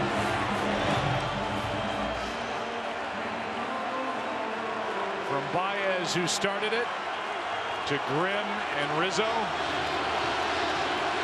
to the starter, Kyle Hendricks. What a spot. Here's Baez, 1 on, nobody out, and action starts for the Indians down in their bullpen. They're milling around. Strike 1 to Javi Baez for Jorge Soler. That was his first hit since September 15th. And there he is, Andrew Miller.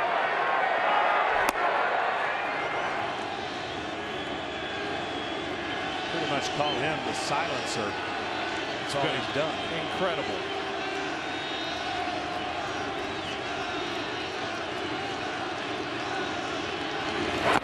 Good pitch to fool Baez, strike 2. When you think about it, I mean, Josh Tomlin just gave up only his 2nd hit. He's walked 1, struck out 1, but for the most part, he's been in complete control from the beginning. Yeah, there's not a sense at all other than what Terry Francona, knowing in a 0-0 game, if there's an issue or a situation where it gets to where a crooked number could be put on the board, he's going to bring in Andrew Miller. He's not afraid to use his best weapon. 0-2. That's off the end of the bat. Down to second, Soler, 1 out. A productive out by Javier Baez, although not what he had in mind. And the batter will be Addison Russell. Here's what's in the offing here. You've got Addison Russell coming up now, and then you've got the pitcher spot coming. So Montero is standing there at the moment, but Kyle Schwarber is looming over the rest of this game. Got on base 5 times in the first 2 games in Cleveland, and when Madden finds the perfect spot, that guy will be at the plate. Maybe not here in the 5th, but that's in the back of Terry Francona's mind. Right.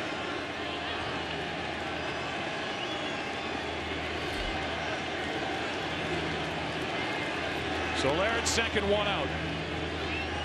Russell. Strike 1. I mean to tell you, I am so impressed with Tomlin. I don't know what funk he went through in August. Didn't see a lot of those games, but the ERA well close to 12. He has not thrown a pitch over the heart of the plate. He's used his cutter sparingly, his curveball effectively, but his fastball command has been unbelievable. Here's the 0-1. Now Dan Otero, the right-hander, joins Andrew Miller for Cleveland in their bullpen, and Carl Edwards Jr., a right-hander, is up for Chicago in their pen with the pitcher spot up next. Action in the 5th. Andrew Miller has to be on the outside, or he's clipping some fans on the inside part as he throws to the plate. Bullpen. Here's a 1-1. Left side.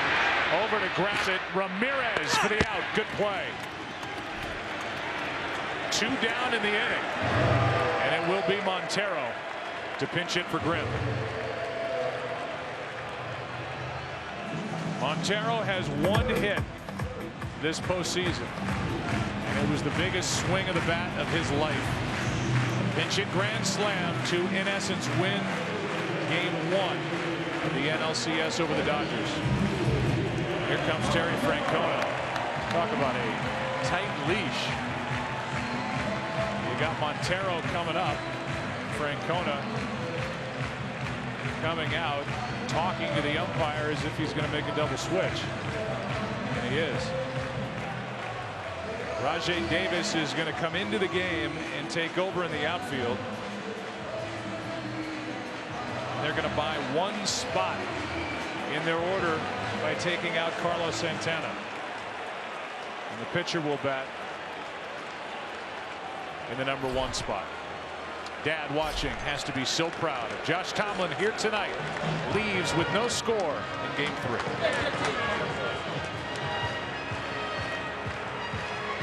For Terry Francona, there's been nobody better, certainly this postseason. But in his career in the postseason, no earned runs allowed in 22 innings pitched. And there are the numbers, staggering from Andrew Miller, picked up from the Yankees in season. A deal made by this front office for Cleveland. And he will deal with a left-handed hitting catcher, Miguel Montero, as Rajai Davis is in the game and left. And again, the pitcher will bat in the number 1 spot. Davis will hit 9th.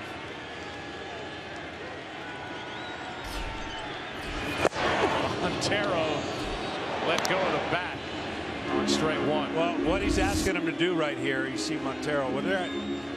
This is before the pitching change, John. And now he's got a different bat in his hands against Andrew Miller. Yeah. And I tell you what, 3 games in a row, gutsy move by Terry Francona, asking him he's going to go 2 1/3. And with no days off in the next couple of days, you're asking your bullpen to cover a lot. That's the downside of your starters not getting into the 6th or 7th inning. Well, in this case, Tomlin goes 4 2/3. Andrew Miller threw 46 pitches, a season high here at the end of a long year. In game 1 on Tuesday, he's had 2 days off, not working game 2. The 1-1. Montero tied up, nasty pitch at 96, strike 2. And the reason I believe the Cubs are not going to David Ross, then you basically exposed 3 of your catchers. Meaning Contreras is your catcher in the game. David Ross would be, in case something happens now, with 3 catchers on the roster. Here's a 1-2. Montero hits it hard to right, but right at Chisenhall. Great contact and a good result for Cleveland, as Miller gives up a rocket into right. But we're still scoreless through 5 in game 3 at Wrigley.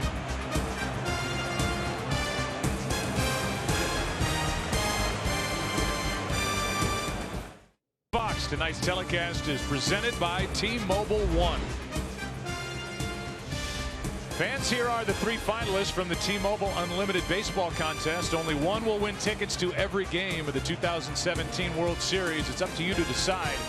Go to @T-Mobile on Twitter to view the entries and vote now by tweeting #UnlimitedBaseball and their hashtag. Well, Carl Edwards Jr. got a taste of the big leagues at the end of last year. He is getting a mouthful of World Series pressure here in a scoreless game. Series tied, 6th inning at Wrigley Field in game 3. He's got an electric fastball and good over the top curveball. Napoli took a strike, now a ball. Ball explodes out of Carl Edwards Jr.'s hand. And that last pitch hit, by the way, Joe Maddon thinks it's actually a better at bat versus the slider of Miller than a right-hander. He likes the left-hander just because of the way he has to throw it to a left-hander. Pitch was up. Napoli jumped on it, fouled back, strike 2. So this 25-year-old right-hander, Carl Edwards Jr., worked his way into a rather prominent role in the bullpen for Joe Maddon this year. No room for error. 1-2 pitch. 2-2.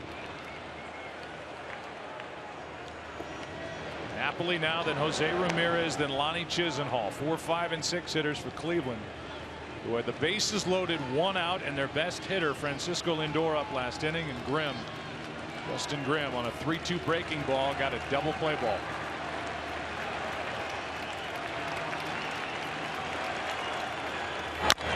To the right side, Baez. 1 out, and we go down to Ken Rosenthal with a special guest. Thanks, Joe. Jerry, first of all, what did you think of your son tonight?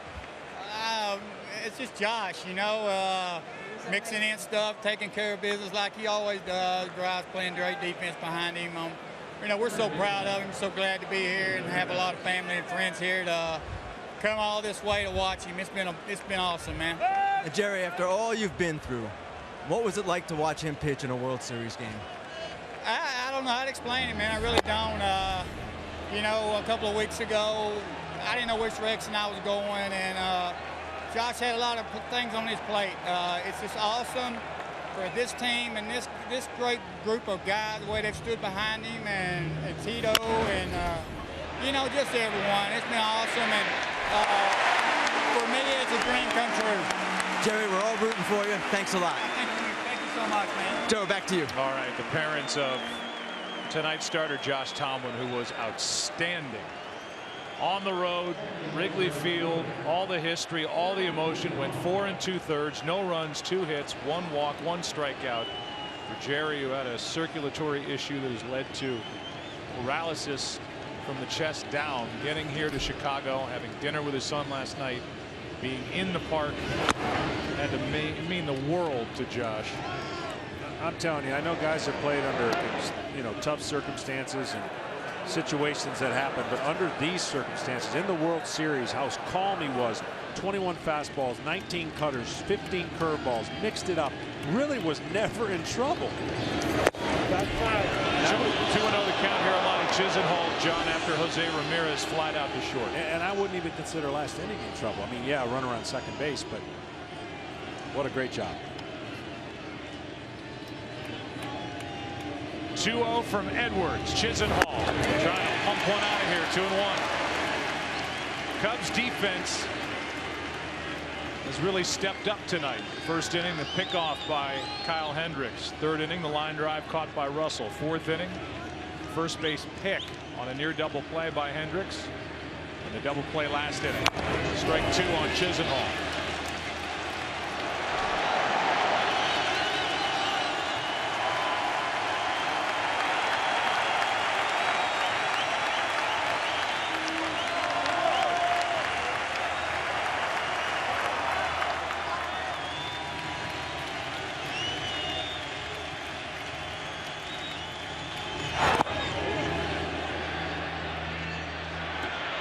No swing, full count.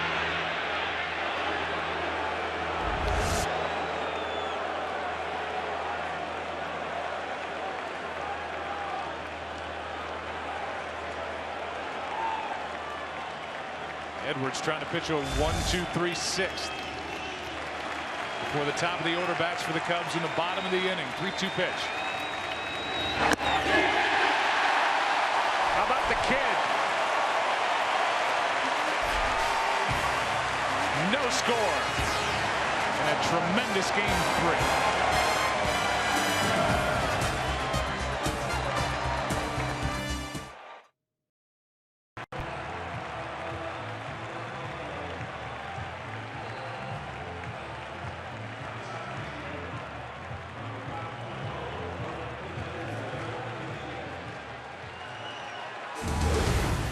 Welcome back to the World Series on Fox. Tonight's telecast presented by T-Mobile One. They are packed in across the street. Waveland, Sheffield, rooftops, lower floors, walking the streets. That's out on Waveland. Dexter Fowler with a count of 0-2 as he deals with Andrew Miller. Came on and got the line drive into right off the bat of Miguel Montero to end the threat in the 5th.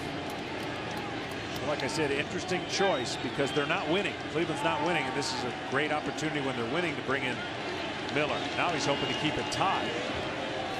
A strikeout starts the frame. Well, pitching certainly has been dominant here in Game 3. I'm Joe Buck along with the Hall of Famer John Smoltz, and I think as you look at this game, coming in, you think, well, they got a DH. The Indians do playing in left. The wind's blowing out. We're going to see offense. No offense. I thought we really would see offense. And right now, that's what Terry Francona's banking on. I'm going to get a guy in there that strikes guys out and keep this game tied. But they need to win this game, do the Indians, if you're going to use Miller for 2 1/3 innings. And so that's the formula. But if you're able to win the game with the Cubs and burn Miller for 2 1/3 innings, you wonder longevity in the series, how much more he'll be able to be used in the next couple days. Bryant at the plate, walked his last time 0 for 1. That misses. Ball 2, 2-0. 1 for 8 in this World Series is Chris. And Miller takes a moment after not getting that call on that 1-0 pitch, walks behind the mound, now gets back on top.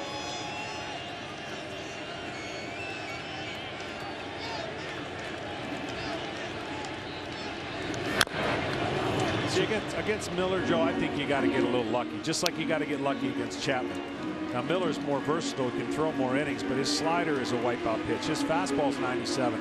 I think you got to get lucky, look in one area, and hope that he elevates just a little bit. Because if he throws a back foot slider, you're not going to hit it as a right-hander. 6'7". That's how tall he is. Bryant swings through it. Strike 2. Originally came up with Detroit, really found himself with the Boston Red Sox back in 2011, 12, 13, 14. Baltimore at the end of that year.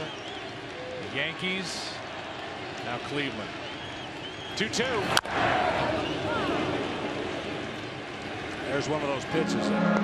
Bryant can get to it over the middle. He can't get to it to the back foot.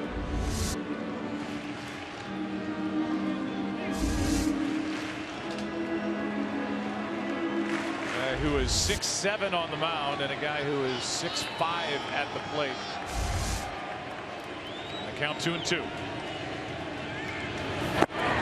That's 2 out. And back-to-back strikeouts for Andrew Miller with Rizzo coming up. Tonight's telecast is sponsored by Taco Bell. Steal a base, steal a taco, only at Taco Bell. And by Verizon. Join a better network because better matters.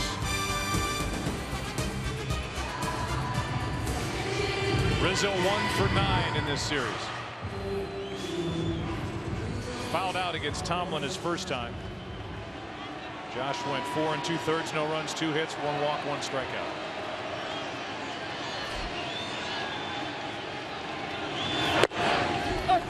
Just pumping strikes, 96.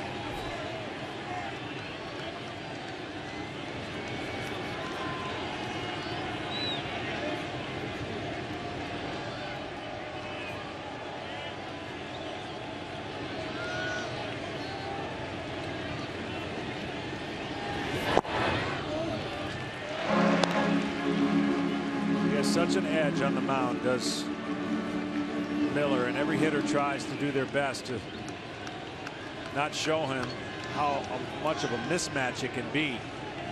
But we showed you the numbers. This ain't no fluke. He's this dominant. Breaking ball just has Rizzo frozen. Strike 2. Once it clicks for a pitcher, he had command problems early, as you mentioned, a failed starter or a starter that didn't work. Once he simplified his mechanics, it's almost cheating how good he could throw the strikes. Strikes out the side here in the 6th inning. There have been 649 World Series games. This just the 26th time in World Series history. The game's been scoreless through 6.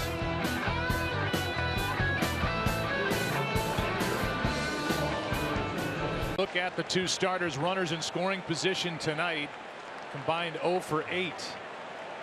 So this is scoreless going into the 7th inning. And Carl Edwards Jr. is back to work. Had a 1-2-3 6th inning. Lee Perez, Naquin, and Rajai Davis. The number 9 man for Cleveland. I'll say it again. Been 649 World Series games played in baseball history. This is the 26th time. That's it. The World Series game has been scoreless through 6. There's a 1-0. On the corner, a ball and a strike. Well, they don't give any marks or grades for outplaying somebody, but Cleveland has outplayed the Cubs here in Game 3. They just have not had that one big hit. They put so much pressure on the Cubs pitchers, including a bases loaded double play. That's into right center field. That ball's going to get down as Soler gets to it on a bounce. And Roberto Perez is on to lead off the 7th inning. That's the 4th time Cleveland's put their leadoff man aboard. And here comes Michael Martinez off the bench to pinch run.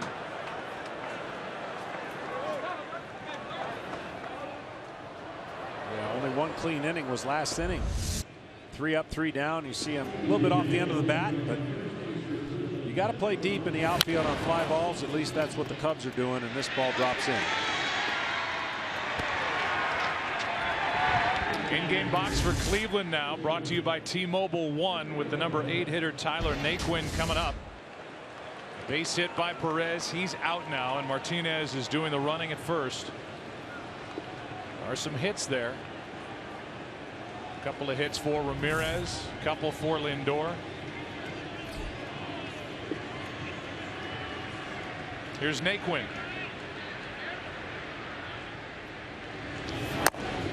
Showing bunt, taking ball.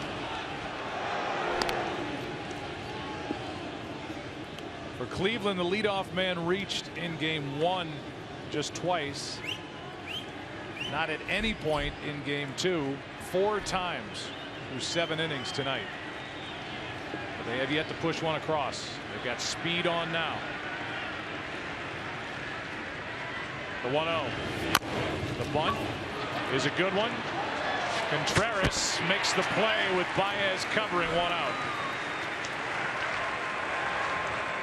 Down to second, the go-ahead run. And a good bunt by Tyler Naquin.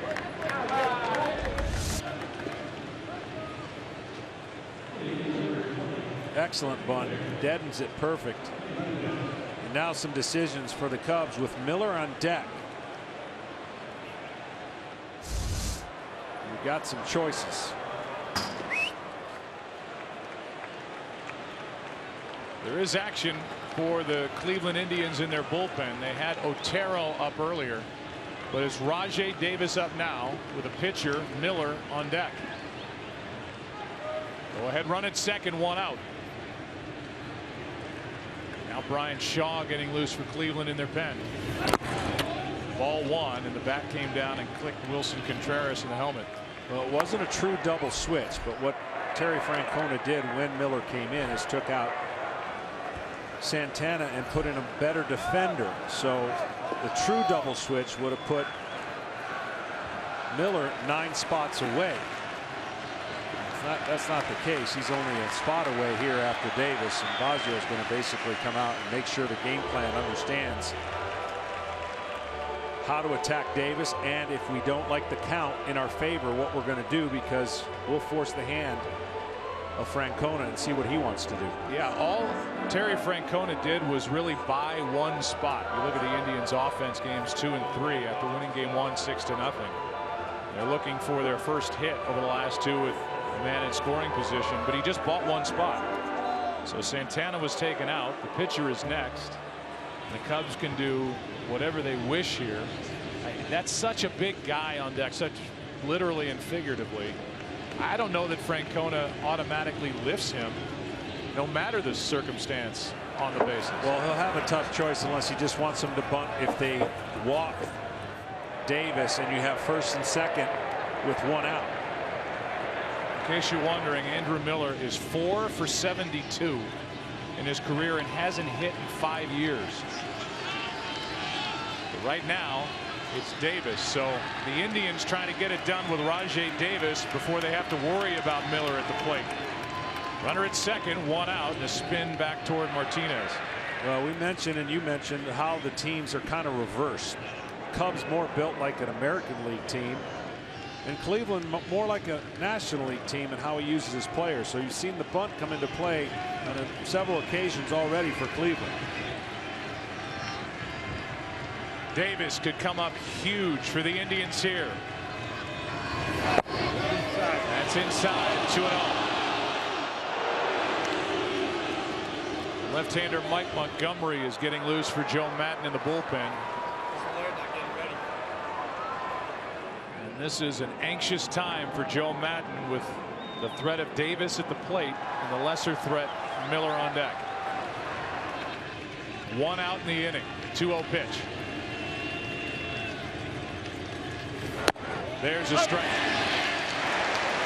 Well, the only easy decision for Francona is if he gets a base hit, they score a run.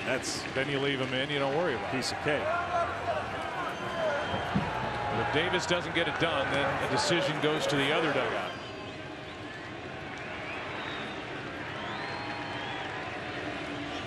Two-1. That will get away, and over to third goes Martinez. And the count's 3-1 now on Davis. A wild pitch. Now you almost got to think about walking. He's gone to all the curveballs here in this. Has such a good fastball. Maybe the approach was get Davis to change, and if he doesn't chase. That's a big 90 feet picked up by Martinez. Now he's 90 feet away. Going to pitch to him in a 3-1 count. Infield is in.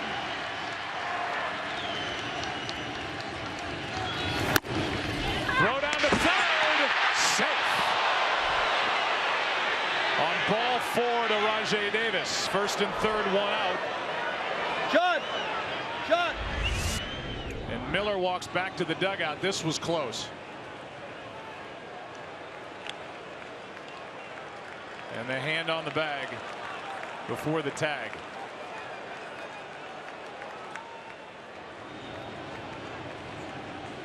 That's how close.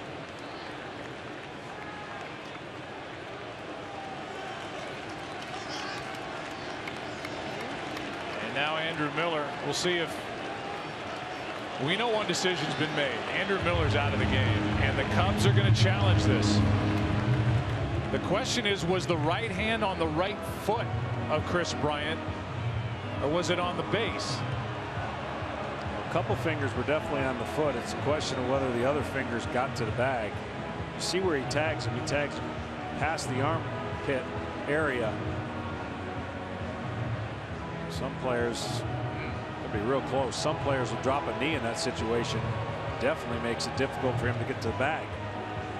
So they pieced together these replays in New York. Larry Vanover, who started this World Series behind the plate, is now the replay umpire with help. And again, we had this during the Dodger Cub NLCS. Is there the evidence there to overturn the call, which was safe by the third base umpire Joe West? Yeah, awfully difficult there for clear and concise, or something that would take it to a different call, but it's worth the challenge. I mean, it's such a huge moment. Not to mention now takes, you know, they were unintentionally walking him. You know, I was wondered if they were even going to pitch to him. So safe is the call. Meanwhile, it was a walk to Davis. It's first and third with 1 out, and Andrew Miller is out of the game. Coco Crisp will come off the bench and pinch hit. Now this is a situation where Joe Maddon has been very, very good with the safety squeeze.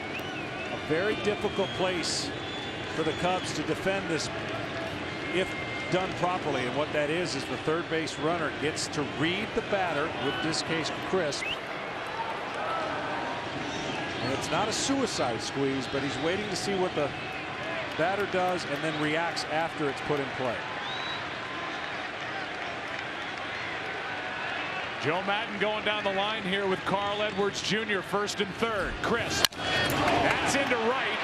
It's a base hit. Martinez will come to the plate and score. Throw to third in time. 2 out in a 1-0 game. Indians on top.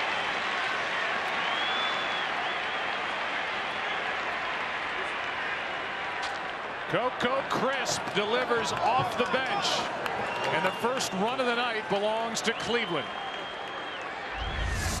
Yeah, the only thing I don't like here is Davis goes. Right here is not the proper read. He gets it real quickly and throws it easily to Bryant. The only time you want to go to that situation, the third base, if you're drawing a throw that would allow your runner to score, but the runner had already scored. So Davis gives him an out at third base. Clear tag for out number 2, but the Indians are on top in the 7th inning of Game 3.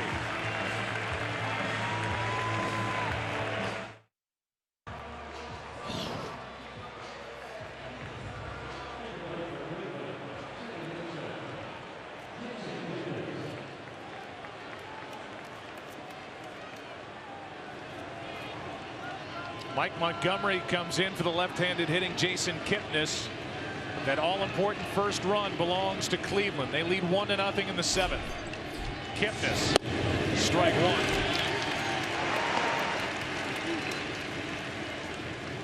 A couple of things have been accomplished in this top of the 7th. First, Cleveland takes the lead. That's the most important thing for the Indians. For the Cubs, though, Andrew Miller is out of the game for the Indians. Strike 2 on Kipnis. The right-hander Brian Shaw will take over with the 4, 5, and 6 hitters coming up. And remember, Kyle Schwarber lurking on the bench for Chicago. The 0-2 to the right side. It goes past Rizzo and out at first as Baez flips to Montgomery.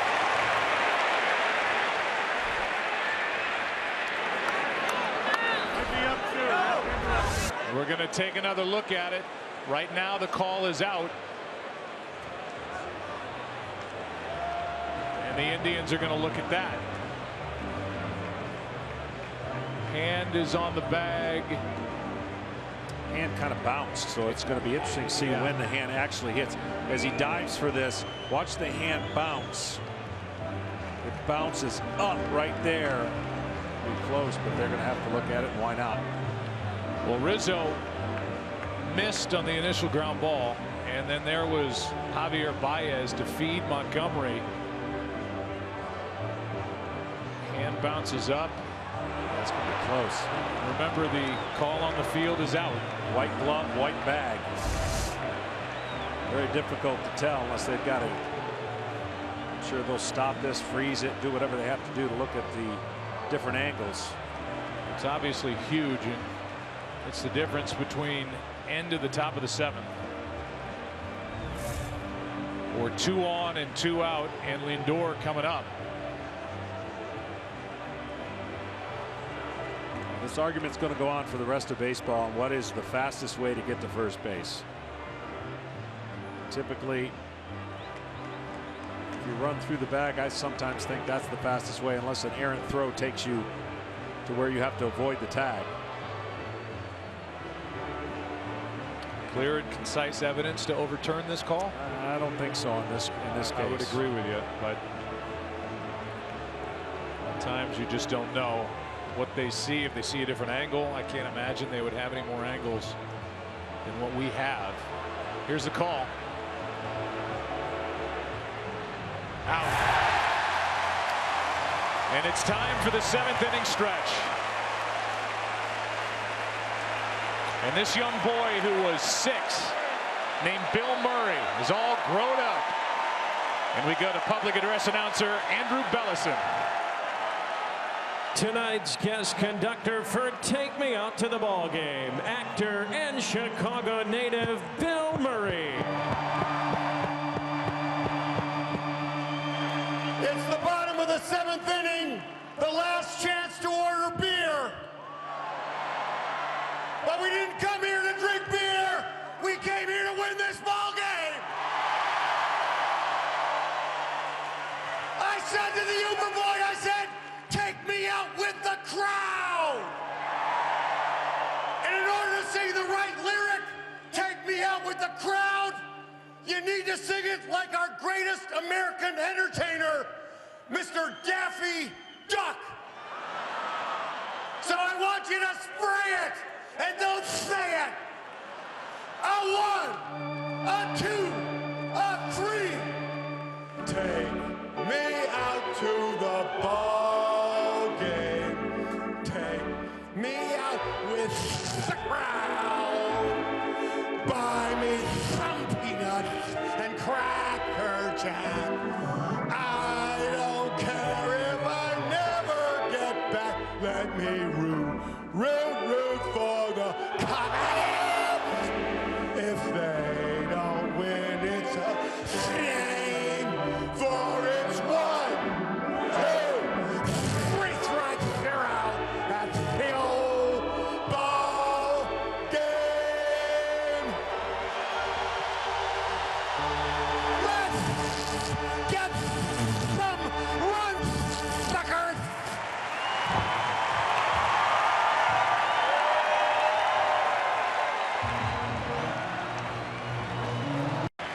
On an RBI base hit by Coco Crisp off the bench. And here's Brian Shaw. First pitch poured in there for strike 1 to Ben Zobrist. Zobrist, Contreras, and Soler.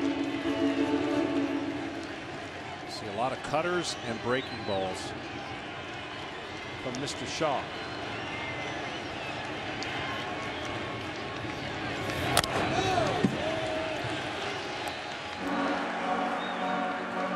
So a couple of changes defensively. Michael Martinez is in the game in center.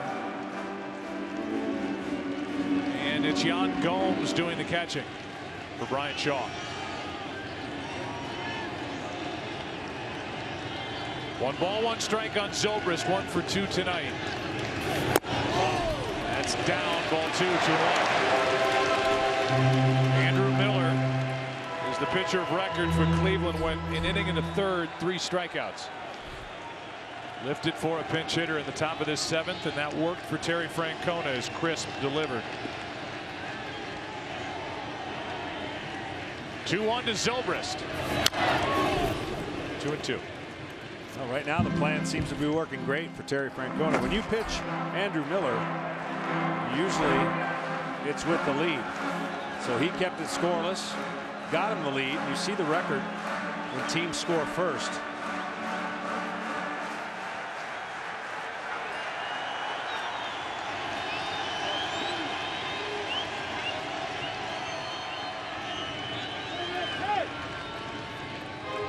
Time called at the plate.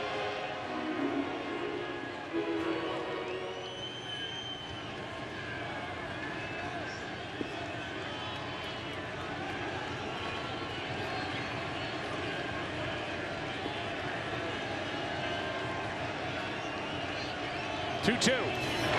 Full count. Bullpen is getting ready as well for the Indians. The only thing that Shaw, every once in a while, he likes to pitch a lot. And when he pitches a lot, his command is better. So if the command is off, Terry Francona won't stay very long with Brian Shaw. Broken back. Kipnis charges. Has it. Got it. 1 away. And with 1 out, the batter will be Contreras. Tonight's telecast is sponsored by State Farm, here to help life go right. And by Marvel's Doctor Strange in theaters November 4th.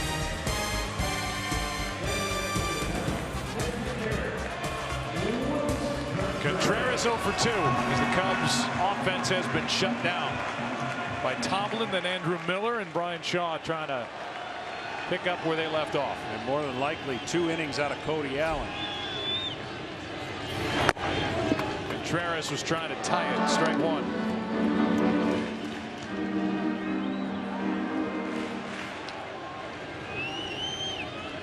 Brian Shaw, the main right-handed setup man for Cody Allen.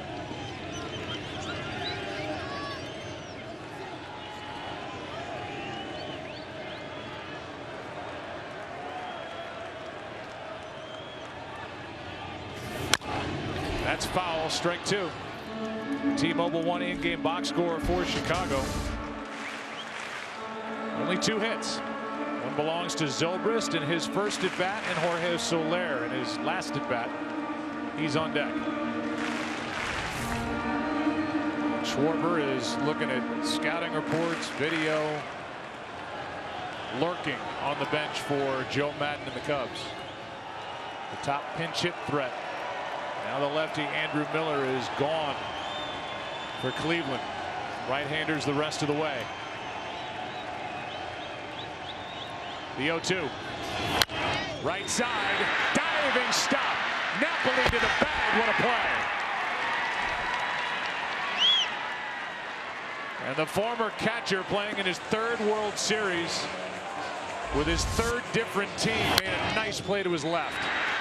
Great play, smothered it, and all he had to do was beat him to the bag.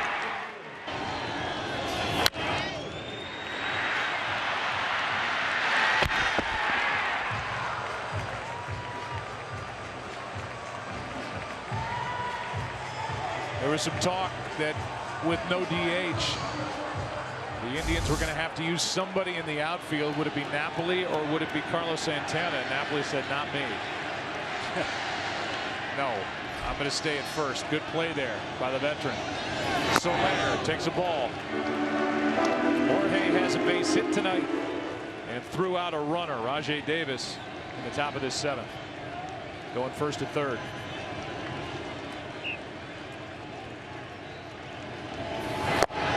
Soler fooled, a ball and a strike. The pitching has been flawless for the Indians. I'm telling you, if you could have watched BP and watched how small this ballpark played, and with the wind blowing out, we've seen nothing really close in the air. That's how good the pitching has been against the Cubs. They haven't been able to get anything fat over the plate to lift.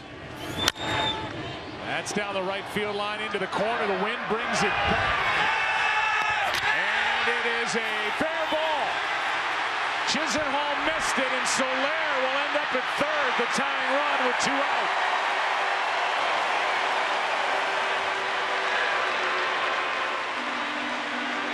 I don't think Soler can believe that ball was in play, let alone fair, as the wind just grabbed it and brought it back. See, Chisenhall missed it. Yeah, there's not much room there. You see how tight that is, unlike Progressive Field, and right there, that wind played tricks with a ball that was definitely going foul. Had slice on it. It straightens out and ends up being a fair ball all the way to the end. It's a triple.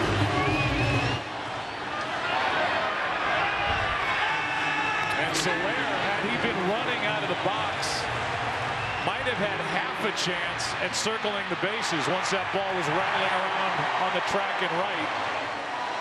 But he was surprised that it came back into play, and he ends up at third with a triple. The hitter will be Javier Baez. Now Jason Hayward off the bench to run for Soler. Ball has got to be down to Baez. Even the cutter, anything out over the plate and up. Bench runner, tying run at third. Ball 1 outside to Baez, who's 0 for 2. That's a good take. I mean, this is a guy that traditionally is so aggressive. He's looking for one area, the middle part of the plate. Gomes is looking to do everything he can to stop this ball in case it's in the dirt for Hayward at third.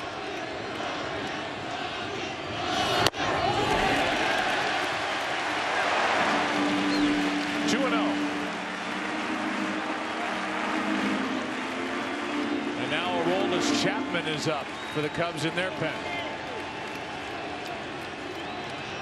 Tying run at third, 2 out. 7th inning of game 3. To the shortstop.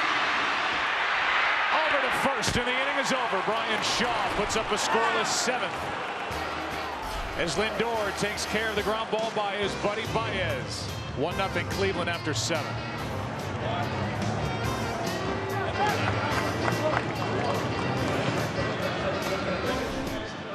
Mobile Unlimited Baseball Contest. Only one will win tickets to every game of next year's World Series. It's up to you to decide. Go to @T-Mobile on Twitter to view the entries and vote now by tweeting #UnlimitedBaseball and their hashtag. Francisco Lindor against Montgomery. A ball and a strike as we start the 8th inning in a 1-run game. It's Montgomery on the mound now. It's Jason Hayward still in the game after pinch running ease and right. And Pedro Strop is getting loose for the Cubs in their pen. Swing and a miss. Strike 2 on Lindor. Well, the intrigue for me is going to be what Terry Francona decides to do in the 8th inning on the road. Will they let Shaw go, or will they go to his closer, Cody Allen? Here's a 1-2. Lindor says it hit me. Trying to plead his case with John Hirschbeck. And it's not a very convincing argument, although he's asking for help from the dugout to see if they want to challenge it. The batter knows. Right away you could hear Lindor say, "It hit me." Trying to get a quick response as we see the replay. The ball in the dirt.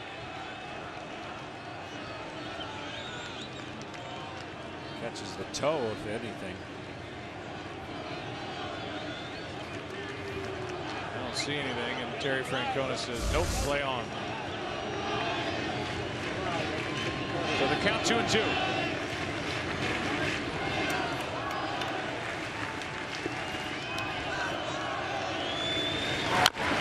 Montgomery off the mound. Has to hurry.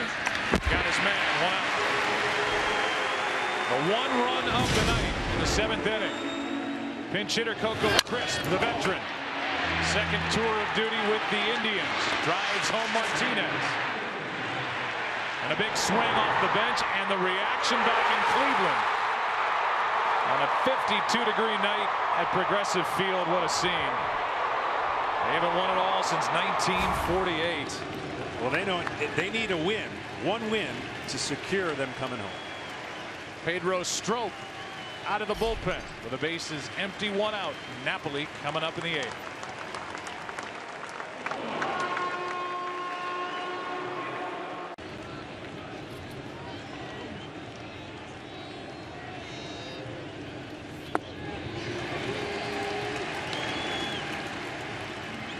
First pitch, a swing and a miss by Mike Napoli on a delivery down and away from Pedro Strop. 1 out, nobody on, top of the 8th inning. Napoli now, Jose Ramirez on deck. Strike 2. In the bottom of this 8th, there will be intrigue with Addison Russell due to lead off, then the pitcher spot, and Kyle Schwarber on the bench for Joe Madden. That's outside, ball 1. Strope's got pretty good breaking stuff, as you saw early on, but every once in a while he tries to change it up by not coming to a stop. Doesn't have to do that with nobody on. He tends to hang a couple of those when he goes too quick.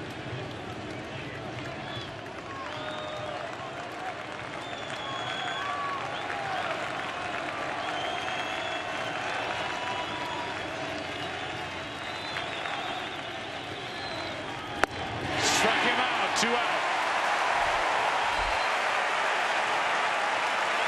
Third strikeout tonight for Mike Napoli.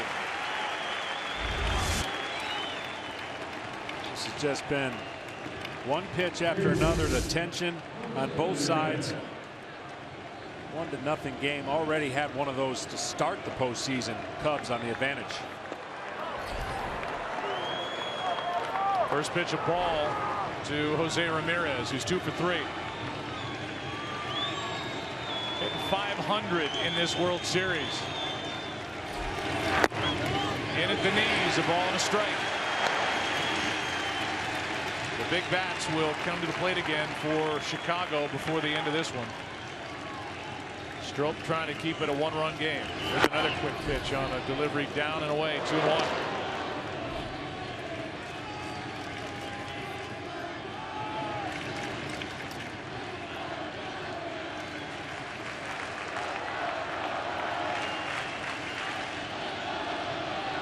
Ramirez looking for his 3rd hit. That's into left field. Zobrist back to grab it. Pitching has been outstanding in game 3. Will it continue? Bottom of the 8th, 1-0 Cleveland.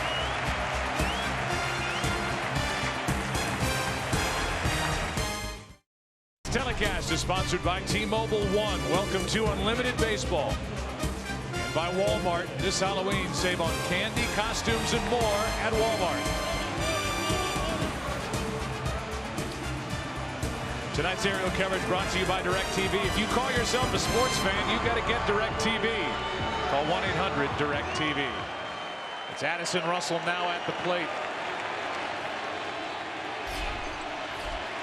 Kyle Schwarber on deck. Brian Shaw on the mound. Ball 1 to Russell. Russell struggles with curveballs, laying off that one. Looking again, the same thing, trying to get a cutter up. Got to think up against Shaw.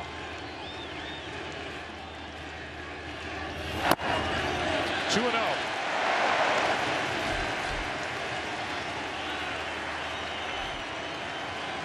I think Francona's trying to steal some outs here with Shaw, with Allen in the bullpen warming up.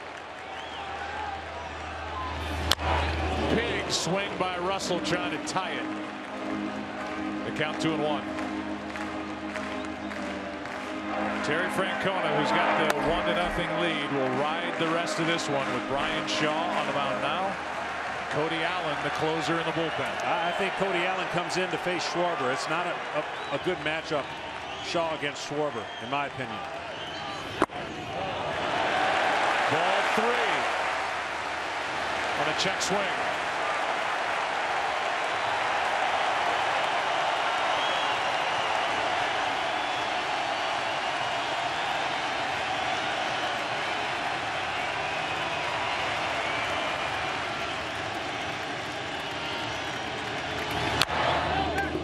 Another good swing and a 94-mile-an-hour pitch, full count.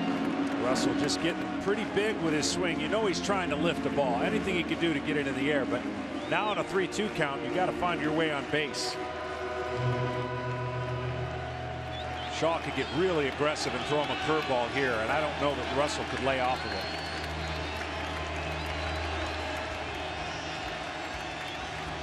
Go with his cutter. On 3-2.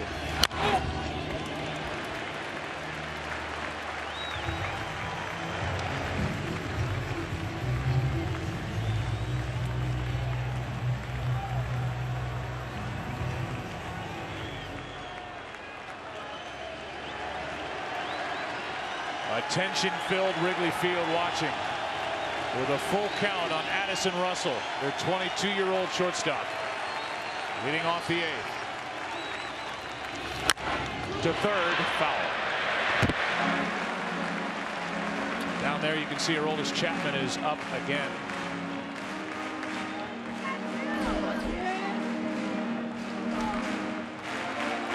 Chapman will be in the 9th regardless whether the Cubs score or not. At home, there's nothing to wait for with the closer. Close game, he'll pitch in the 9th. Ryan Sandberg watching. 3-2 again to Russell. Struck him out. One away. And Brian Shaw wins that battle. First strikeout for Shaw tonight. Here comes Schwarber, who had an RBI single against Shaw in Game 2.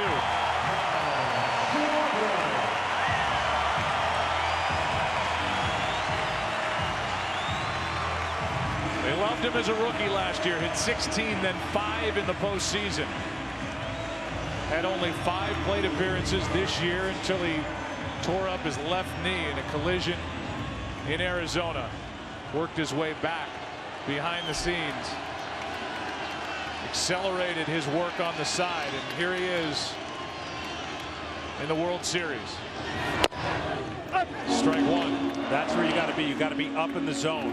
Anything down, I think Schwarber and his swing path absolutely loves the arc of his swing. So the first pitch up, see if they keep climbing the ladder and stay up with cutters.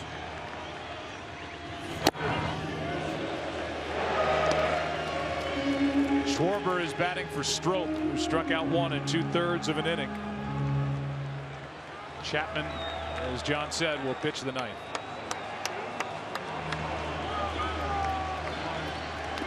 Schwarber a double, a pair of RBI singles in Cleveland over games 1 and 2. A couple of walks. Up on the count here, 2-1. Oh, that's the game plan so far. 3 for 3. He's kept the ball up there. Schwarber's been disciplined. He knows what he can do and what he likes. And until it gets to 2 strike, you look for that pitch.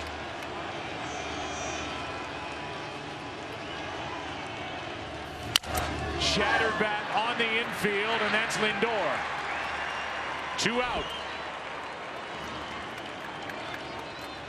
And Shaw getting 5 big outs and around that windblown triple last inning, as he has 2 out here in the 8th. Well, he executed. That was the game plan, trying to get the ball up.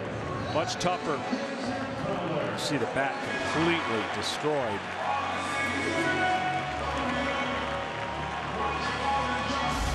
And the batter will be Dexter Fowler. The pitcher will be Brian Shaw. From Tomlin to Andrew Miller to Shaw. Still just 3 Cub hits, no runs.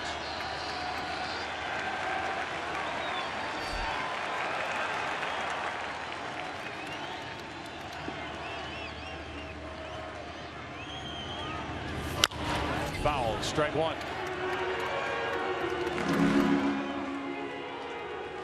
Reminder, tomorrow night, game number 4 on the air at 7 Eastern, and a matchup of John Lackey and Corey Kluber, who was brilliant in game 1. The 0-1. Well, the Indians all postseason, they haven't need many games, right? They got the first 2 out of the way in 7 games, winning 7 in 8 games. They have a lot of team wins. They utilize a lot of different weapons. That would be the case. 4 2/3 out of their starter, and then the bullpen. That's outside. 2-1. On deck is Chris Bryant. If he bats in this 8th inning, you have to believe it'll be against Cody Allen. He's been up for a long time for Cleveland in their bullpen.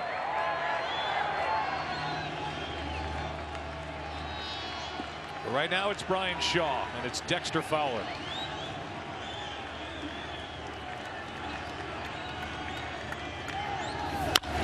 That's a base hit. Tying run is on with 2 out.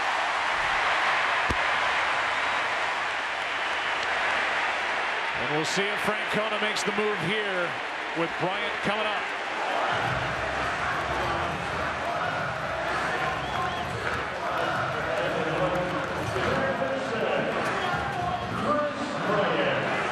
And he'll go to the umpire first, so a double switch. Cody Allen's coming in, that we know. Chris Bryant is coming up, that we know. In a tight game 3. Fox kicks off at a special time as the Washington Redskins battle the Cincinnati Bengals live from London. Then the Seahawks square off with the Saints. And in America's Game of the Week, the Packers face off with the Falcons. It all begins Sunday at 9 Eastern, only on Fox.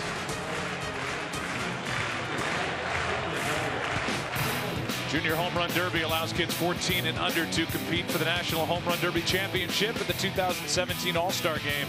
Sign up today to host a free competition in your local community at jrhrd.com. Well, here's the battle. Chris Bryant against Cody Allen. Brandon Geyer comes into the game, takes over in left. Rajai Davis is out in center. Tying run at first, 2 out. Here we go. Strike 1. Cody Allen, 6-0 game, came into the 9th and basically threw primarily fastballs. Much different situation here. Starts off Bryant with a real good breaking ball. These Indians can spin a baseball, not to mention 96 with a fastball. Michael Martinez has moved from center to 3rd base. Strike 2 on Bryant.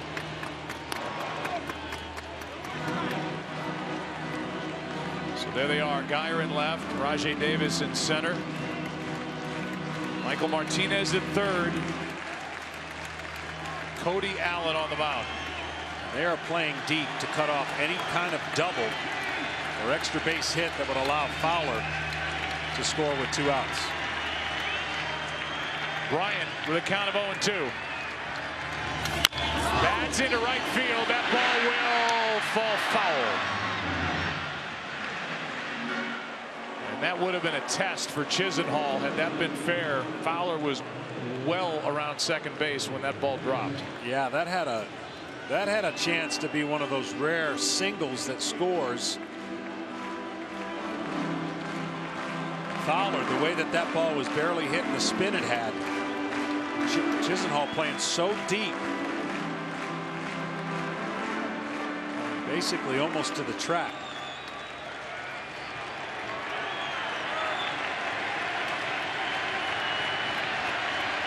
Fourth pitcher of the night, Cody Allen. Trying to end the eighth.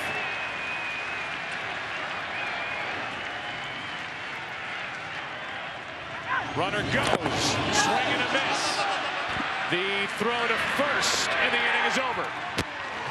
What pitching tonight by Cleveland? Tomlin, Miller, Shaw, now Cody Allen. We go to the ninth. The game 3, Indians on top, 1-0.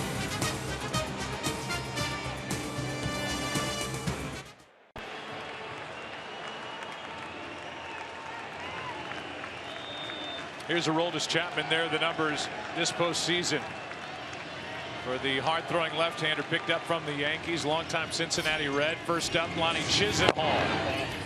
Ball 1. Chisenhall, then Michael Martinez, then Yan Gomes.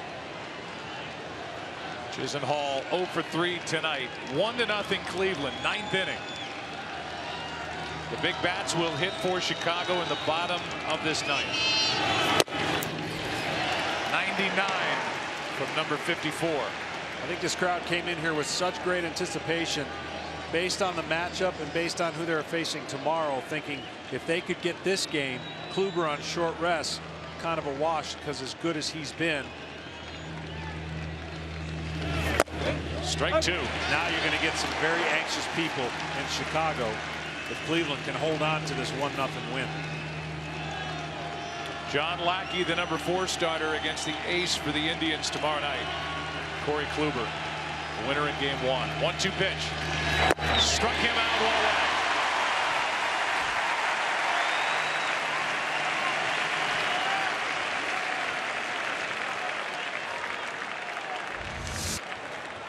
He's been breaking out the slider a little bit lately, making it not fair for guys getting ready for 101, 102.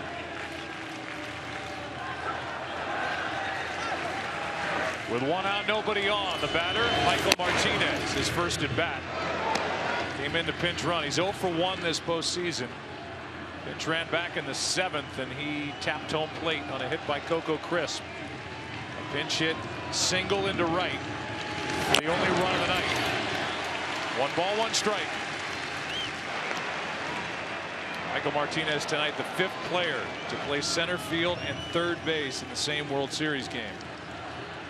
Earl Thomas, the last to do it in 1981 with the Dodgers.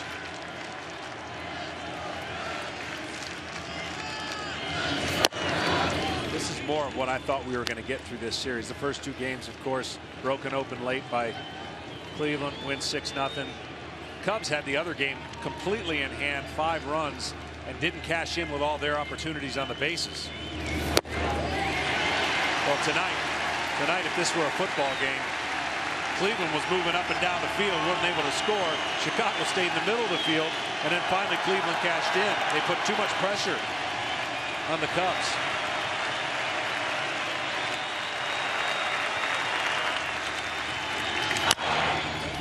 Martinez fouls it away. I mentioned the bench is empty for Terry Francona. Joe Madden still has Coughlin, Almora, David Ross. He's used Hayward, Montero, and Schwarber. I don't know how Francona, he must have the strongest teeth in America. He's always chewing on that gum and just getting there grinding away. Here's a 2-2 pitch. Full count.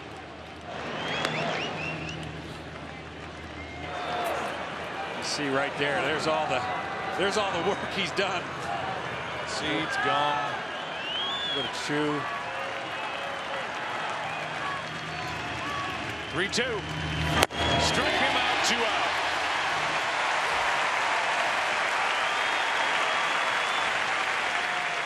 Coming up next, baseball's most talked about post-game show. Join Kevin, A-Rod, Frank, and Pete as they break down tonight's game next. Over on FS1 or watch it live on Fox Sports Go. Across from Murphy's bleachers, and out in the back corner of this ballpark, out beyond the scoreboard. The manually operated one in center. Here's Yan Gomes. He's the catcher that's got the long-term deal with Cleveland. It's his first action of the postseason. Got hurt originally in the middle of July, separated right shoulder. He's caught 10 big league innings since. Last time was the last day of the season in Kansas City, October 2nd. It was 26 days ago. And he will be behind the plate at the bottom of this ninth. 1 ball, 1 strike.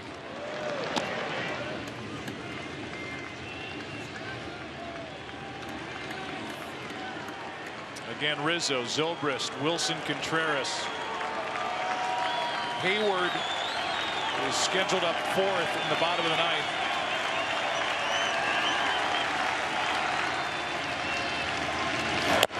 Two and 1.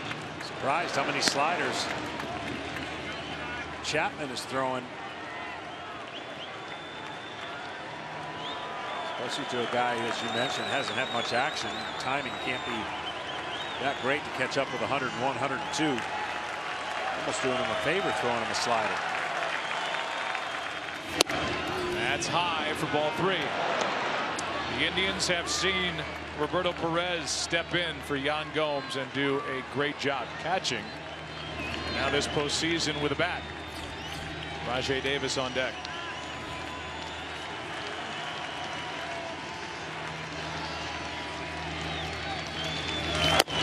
Full count. Chapman trying to strike out the side.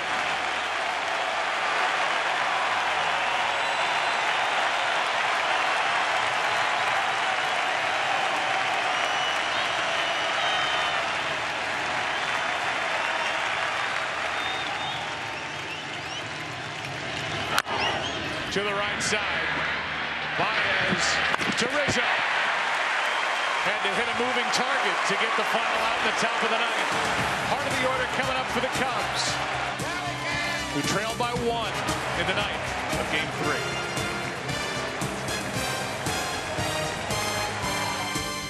Chicago, we go back to the 7th inning.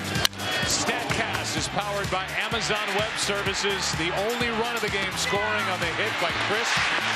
And then the throw to third by Soler for the 2nd out of the inning. Yeah, Soler, easy throw out as long as he kept it on line, and he did.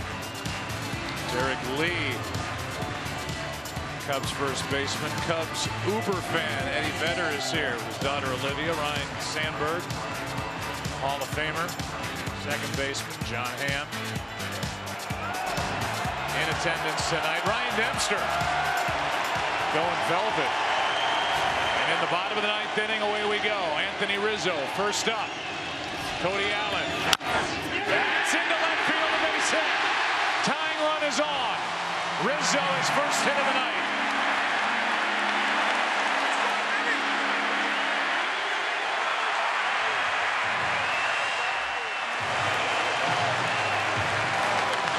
And now a pinch runner for Rizzo after he fought it off into left. Decided to be aggressive. Decided right. Fastball coming out of Allen. Didn't hit it perfectly, but hit it exactly where he couldn't be caught.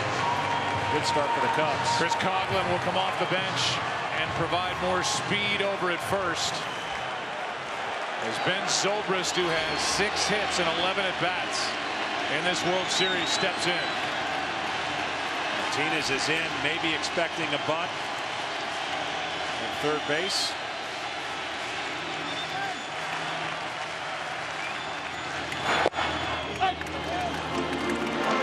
No sign of one there. With Zobrist, the way he's swinging, right. I don't know that you take the bat out of his hands. But Martinez will stay in tight.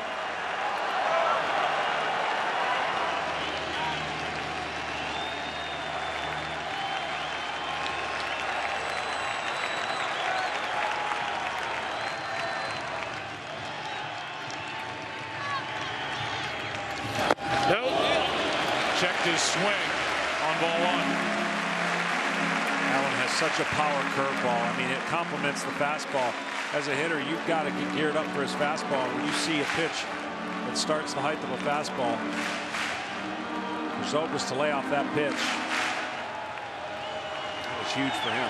Cody Allen has gone 14 for 14 in the save department since the 3rd week of August with an ERA of 0.36.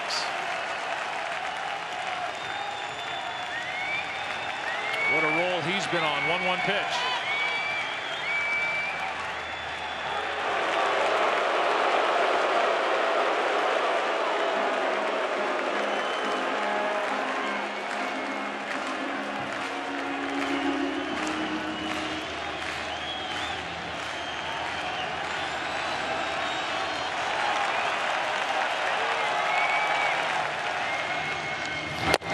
Right down the middle, strike 2. That's what I mean. His fastball is so good down around the knees, starting a curveball around the knees, hard to lay off of.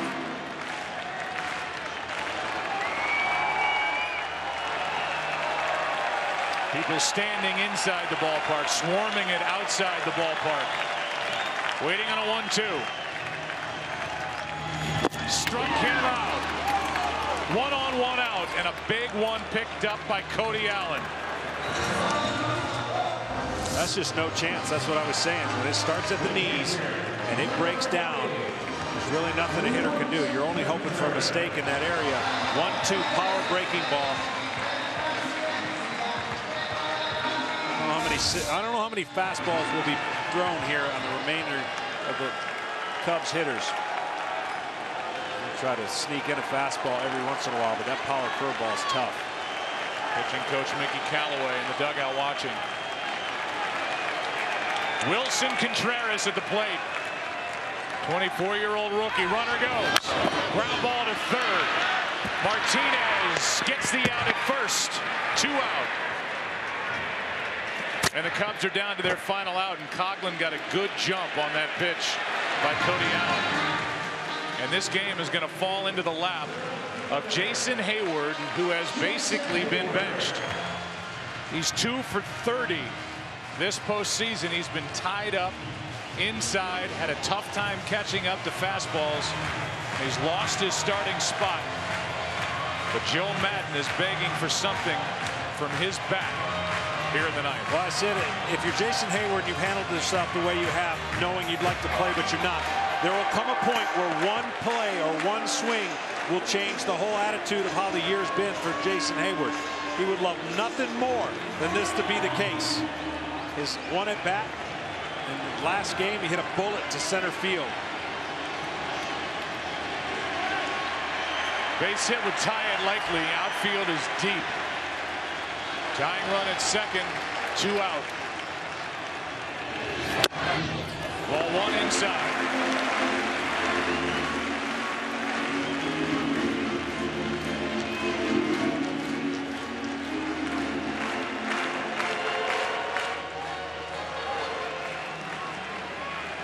Tying run is Coughlin at second. Hayward trying to deliver.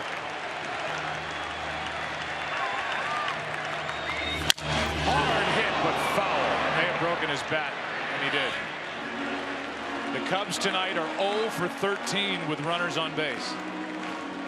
That's how good the Cleveland pitching has been here in Game 3. It really has. I mean, there's always going to be situations where you watch a game live and go, I can't tell you about 3 mistakes they've made. And if I watch it again, there may not be 3 mistakes. They've executed everything perfectly.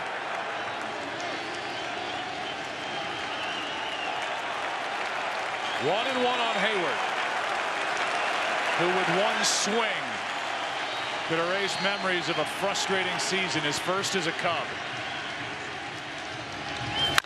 Chopped, right side, off Napoli. The inning continues.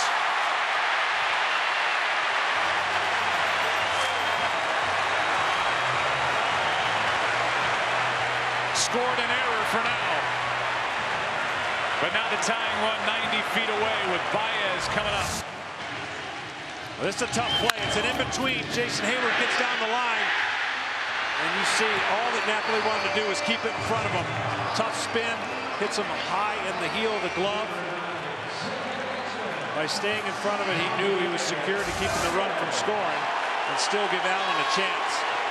Here comes Callaway, the pitching coach, with Javier Baez coming up. 0 for 3 tonight, 2 for 12 in this World Series. Well, of the two batters that are coming up, and I think this is a discussion of, look, remember this kid, he can expand the zone, but he likes a high fastball. The discipline of Baez to stay off the breaking ball early will be crucial.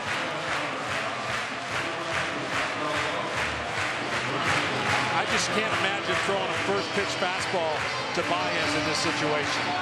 And then if you're the Cleveland catcher, you got to protect against that power curveball in the dirt. Coughlin's got to be able to read whatever he can. It's a crazy game. First time Baez has been back in that 7 spot in the order since game 1 of the NLCS. And the game is in his lap. Facing Cody Allen. First and third, 2 out. Hayward running, and Baez unloads on a foul back to the screen. And they're giving Hayward second base, where if he takes it, a base hit could win the ball game. Yeah, I give Allen a lot of credit. That's a gutsy pitch right there. Fastball away. Baez just missed it. He wanted the ball a little bit more inside, but man, you could tell Baez would love to have that pitch over. I don't think you'll see another one of those.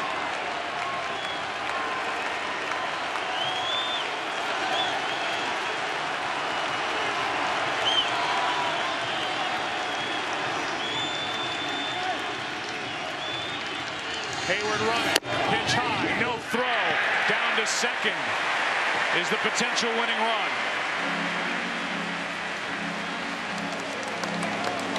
It is a stolen base for Jason Hayward, uncontested. And again, this outfield is really deep. A base hit out of the infield will likely win it for Chicago. First base open, Addison Russell on deck.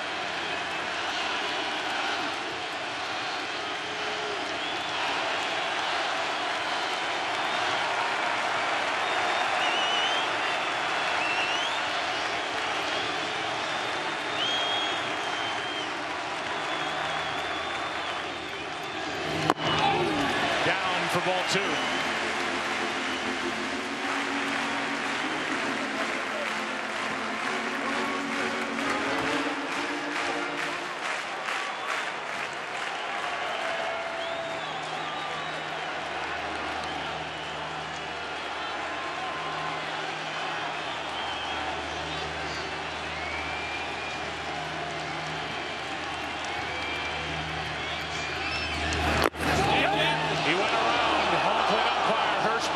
Him up 2-2. See, that's why I'm surprised by the previous pitches. I just don't know that Baez can lay off of anything in this area.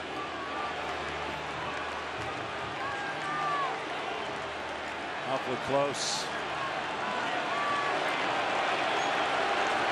Cubs down to their final strike. They've waited 71 years for the World Series to return to Wrigley Field. This game has had everything except a run for the Cubs.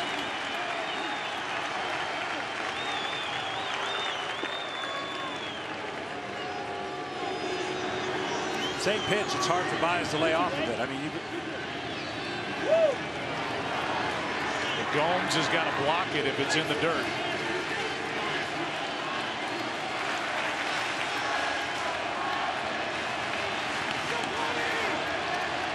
Two-two pitch. Cleveland wins it 1-0. As Baez strikes out at a pitch that was up.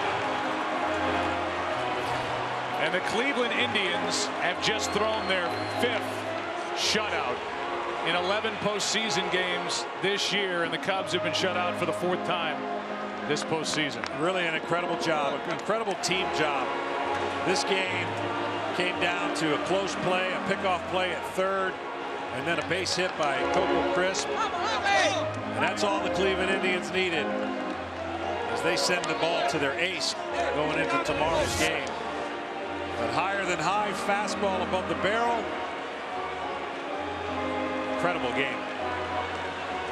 So well managed in both corners of the dugouts. You've got Terry Francona, who emptied his bench, used that bullpen. And in a 3-hour, 33-minute game 3, the Indians get 1. And that's enough. And with that, Cleveland, the first team ever with 5 shutouts thrown in a single postseason, albeit now with more opportunity. But their pitching has carried them in the postseason to this point, up 2-1 in the World Series. Yeah, it really has. And I can't say enough about when you're in these kind of games, the tense, the pressure, and the ability to deliver under the gun. Incredible. Let's go down to the field. Here's Ken Rosenthal. Thanks, Joe. Josh, 4 2/3 scoreless innings. How were you able to keep the Cubs so off balance? I think just going the game plan with Berto, following him, and you know, kind of knowing what the game plan was going in, and just trying to execute. You leave the ball at the heart of plate to those guys, they can put a cricket number on you in a hurry. So for me, it was just trying to execute pitches and keep them off balance as much as I could. Your dad was here. I saw you searching for his seat location before the game. How emotional was this for you? This is probably one of the hardest starts I've had to deal with in a long time. Just from the atmosphere around here, knowing where my dad was, I found him before the game when I was going over there to the weight room.